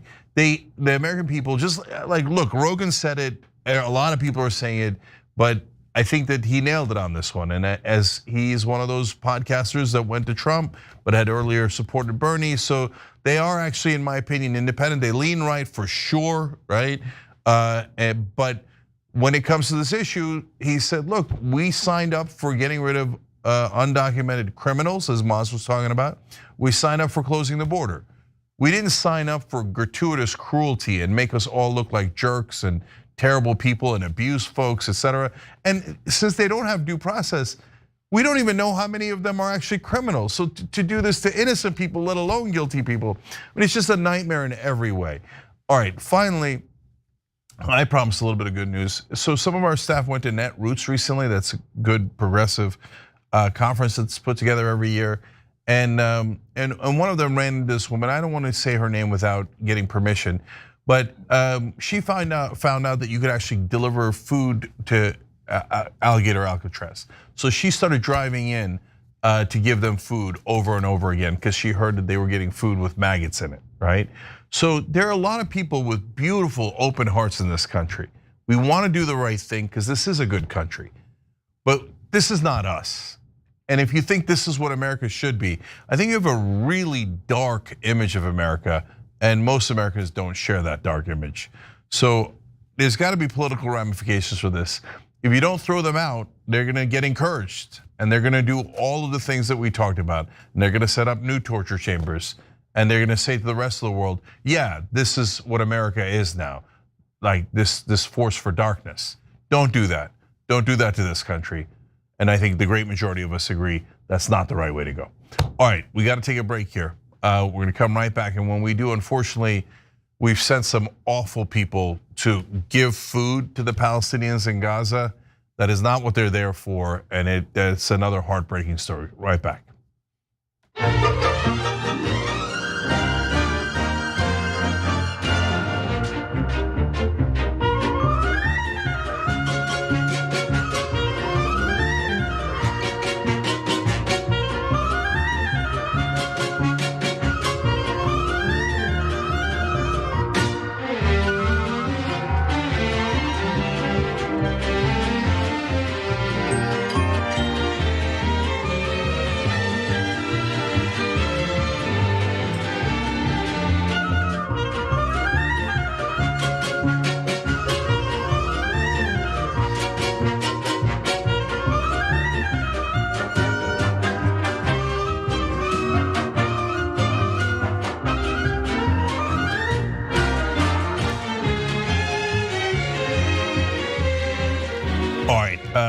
On Super Chat, Gargoyle Dragon said, I have a bad feeling Hamas will release the hostages and IDF will mistake them for others and bad things will happen. They've done it before. Yeah, that's literally true. Yet at one point there were some hostages who had escaped in that case and Israel shot them dead because they were in a kill zone. We don't intentionally kill anyone except people in our kill zones, including Israeli hostages. No, they definitely intend to kill those people, and they do, because the current government of Israel is obviously a terrorist government. Subliminal Sapper writes in on TYT member section, it's Alligator Auschwitz. I mean, so this is the situation that Trump thinks is good for America. I think it's disgusting. Screech says, what does America fall into? The lowest of the low. Justin Sullivan says, kudos to South Park for taking down Christine Noem. I agree with that, Justin, and all you guys. Bubba Franks, the Sword Dragon says about Trump, but he was guilty. Guilty AF. Not only did he just make up numbers for value, he outright lied about verifiable facts such as square footage. Bubba, you are 100% right, and that's why I don't, no matter what people on the right say, oh no, it was political. The timing was political, but did he actually do those things? He definitely did those things. Donald Trump has been breaking the law his whole life. Trump University, Trump Charity. You know who's hired a ton of undocumented immigrants against the law? Donald Trump, over and over again, in almost all of his Trump towers, all of his golf courses, caught again and again and again, constantly violates the law. And has gotten away with it his whole life. It's maddening. But if you're gonna do a prosecution on the coup, which you definitely should have done, start on day one. When you wait 2.5 years, then it looks political. Merrick Garland is the worst. Anthony Sepulveda said, no more money for AIPAC, not even $1. I'm a construction worker in New York City and half of my check goes to taxes. Anthony, you're right. I mean, AIPAC gets us to spend all that money on Israel, and Israel has paid family leave, universal health care. They also have free college. They have free college. And when we ask for free college here, they're like, oh, no way, who's gonna pay for that? Who's gonna pay for that after we gave all the money to Israel? Yeah, we don't have money for our own kids. We don't have money for our own kids because we gave the money to Israel to kill Palestinian kids. I mean, come on, man, if they're enraging people. And pretending that it's no big deal, and that Israel's the moral ones. Look, both our media and our politicians are absolutely sick. Green New Dealer Dragon says on Twitch, there's nothing Netanyahu, he says Hitler 2.0, won't do, the butcher of the Middle East. So that's their opinion, but it is hard to argue that Netanyahu is anything but a butcher. All right, we'll be back.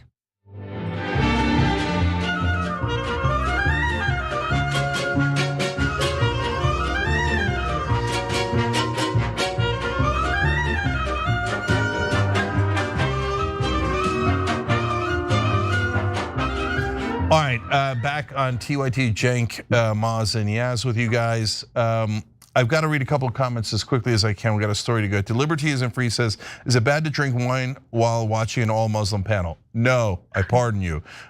Patience says, Cenk, important question here. I've been trying to get a bomber jacket for all my patches, including a bunch of TYT ones for years. Will they ever be available again?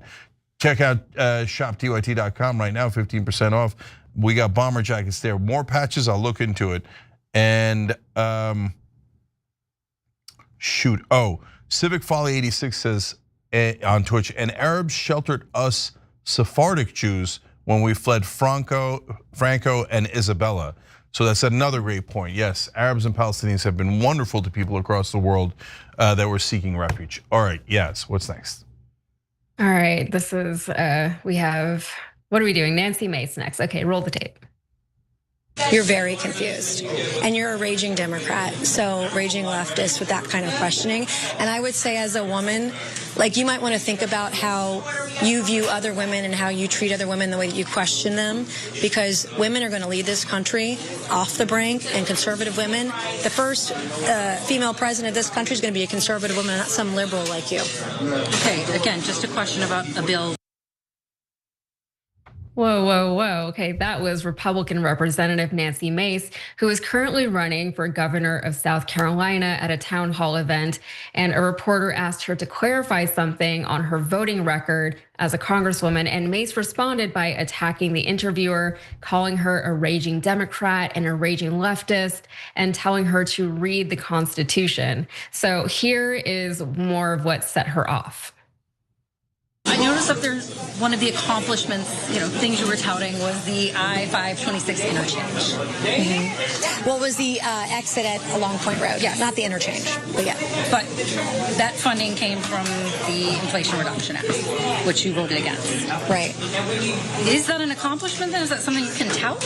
No, absolutely. I mean, absolutely I can tout that because we'll often argue over how much money is spent, how much money is wasted, and the vast majority of the funding in that bill was completely wasted, particularly in the infrastructure bill that was $1.2 trillion. We only had $110 billion dedicated to roads and bridges in that particular bill. Of that $110 billion, only $70 billion was for public transit, leaving only like $40 billion for roads and bridges across every state in the country, which is outrageous, right? In South Carolina, in the infrastructure bill, only got an extra $1 billion over a 5-year period. So we fight over how we spend the money, how we appropriate it. But once the appropriations happen, I'm going to make sure that South Carolina, that we get our fair share because that money's getting spent and our tax dollars in South Carolina are equal to anybody else's in California, New York, Tennessee, anywhere else, North Carolina.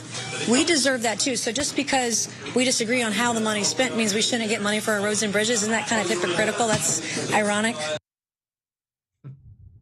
So when the reporter continued to press Nancy Mace for clarification, specifically on whether or not she's taking credit for something that she tried to block, Nancy Mace started to get more visibly irate.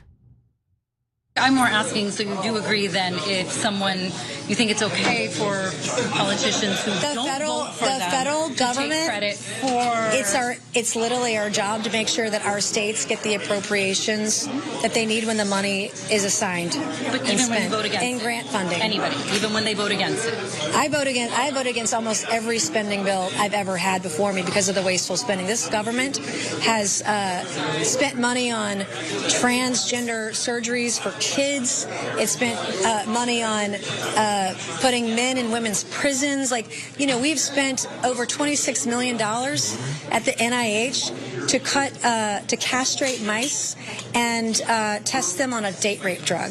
So I, of course, would vote against a bill that did something outrageous like that.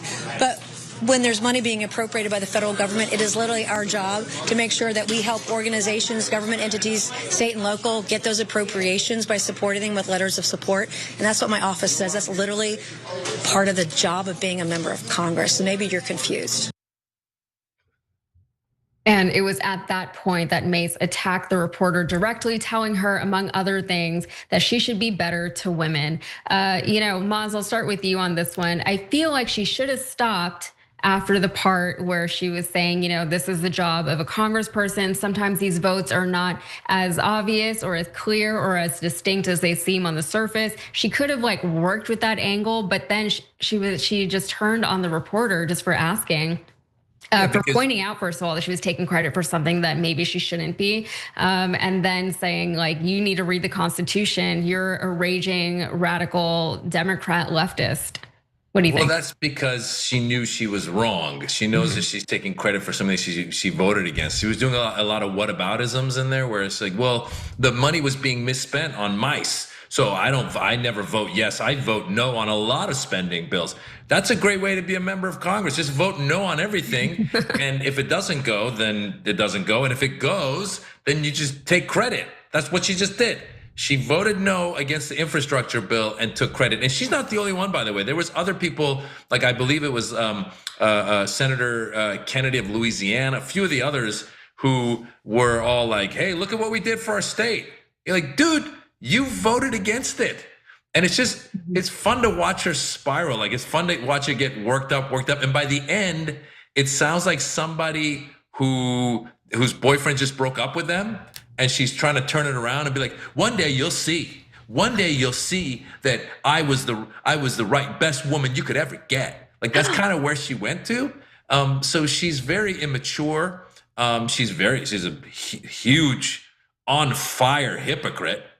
I mean, if nothing else, just be like, yo, you know what? You're right. I didn't vote for it because of A, B, C, and D. But now that it's been passed, I'm out there, making sure that the money is spent the right way. Let's take credit like that. But as we all know, she's there among supporters, and she's just, taking credit for things that she shouldn't take credit for, which is, by the way, comes from the top down. That's what Donald Trump does all the time. In 2024, when Donald Trump was not president and the stock market went up, he took credit for it and said it went up today because they know I'm going to win the election. And then in 2025, when the stock market crashed after his tariffs, he put the blame on Joe Biden. So they do this all from top down, and Nancy Mace is just another hypocrite. Yeah. Actually, I thought she answered the question in the beginning in as good a way as I've seen a Republican squirm out of it, right? Because Miles is right. There's at least half a dozen Republicans who are like, oh, I got you this bill here and this wonderful spending. Like, you voted against it. They're like, yeah, but I'm gonna pretend anyway, right? But she said, look, I voted against it. I'm proud I voted against it. But once it's passed, I fought for appropriations within my district. That's as good an answer as you can have if you're on the wrong side of this issue, right? And then the reporter asked 3-4 times. Okay, so if you left it right there, that's not so bad for Nancy Mace, right? But she can't help herself. So she says that the reporter's a Democrat for asking a very legitimate question, and then adds on top that she's anti-women. Like, what does that have to do with anything? And the reality is, as Nancy Mace herself once said, she's Trump in high heels, right? So what she means by that is, I don't care if it's right or wrong. I'm just gonna grab the attention no matter what, okay?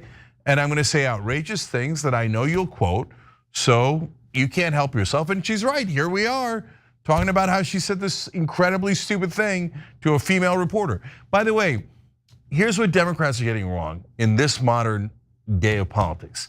So do Democrats do some form of this? They do in their own way, not the hypocrisy on the voting itself, but attacking people that are critical of Democrats. They won't just blurt it out like Nancy Mace does. What they'll do is they'll do hit jobs, and it'll be usually against other Democrats, progressives. So Nina Turner will say something critical of Joe Biden from the left, and then they'll go into the press and talk about how she's supporting Donald Trump. No, she's not. That's not true at all. She says something way worse about Donald Trump. It doesn't matter. No, the right wing, or how dare you criticize a Democrat? You're not for unity. And then Mamdani wins, and they're like, screw unity, we hate unity, right? Okay, so, but they do it in what was considered a more sophisticated way. But nowadays, all sophistication is gone, man. And Nancy Mace, unfortunately, is wrong as she is on the issues and what she's saying. Strategically, in terms of politics, unfortunately, guys, she's right. That gets her in the news more. She's running for governor now. In fact, I didn't even realize she was running for governor until she got in the news again, right? And so that's how she's spreading the word. And when she's trying to appeal to her base in the primary, they're gonna like a woman telling another woman that she's anti-woman for asking a question of her, right? So I don't like it, but that probably will work for her in the primary. So unfortunately, that's the sad state of American politics today. Yeah, all right, we gotta go. We are so past time. Okay, but in the bonus episode, what we're gonna do, guys, is one, we've got that guy who's almost literally a crusader that we've sent into Gaza to terrorize Palestinians there as if they weren't hurting enough. And then Fox News' obsession with Sydney Sweeney. That is a hilarious story. So hit the join button below or go to tyt.com/join to become a member, and we'll see you there.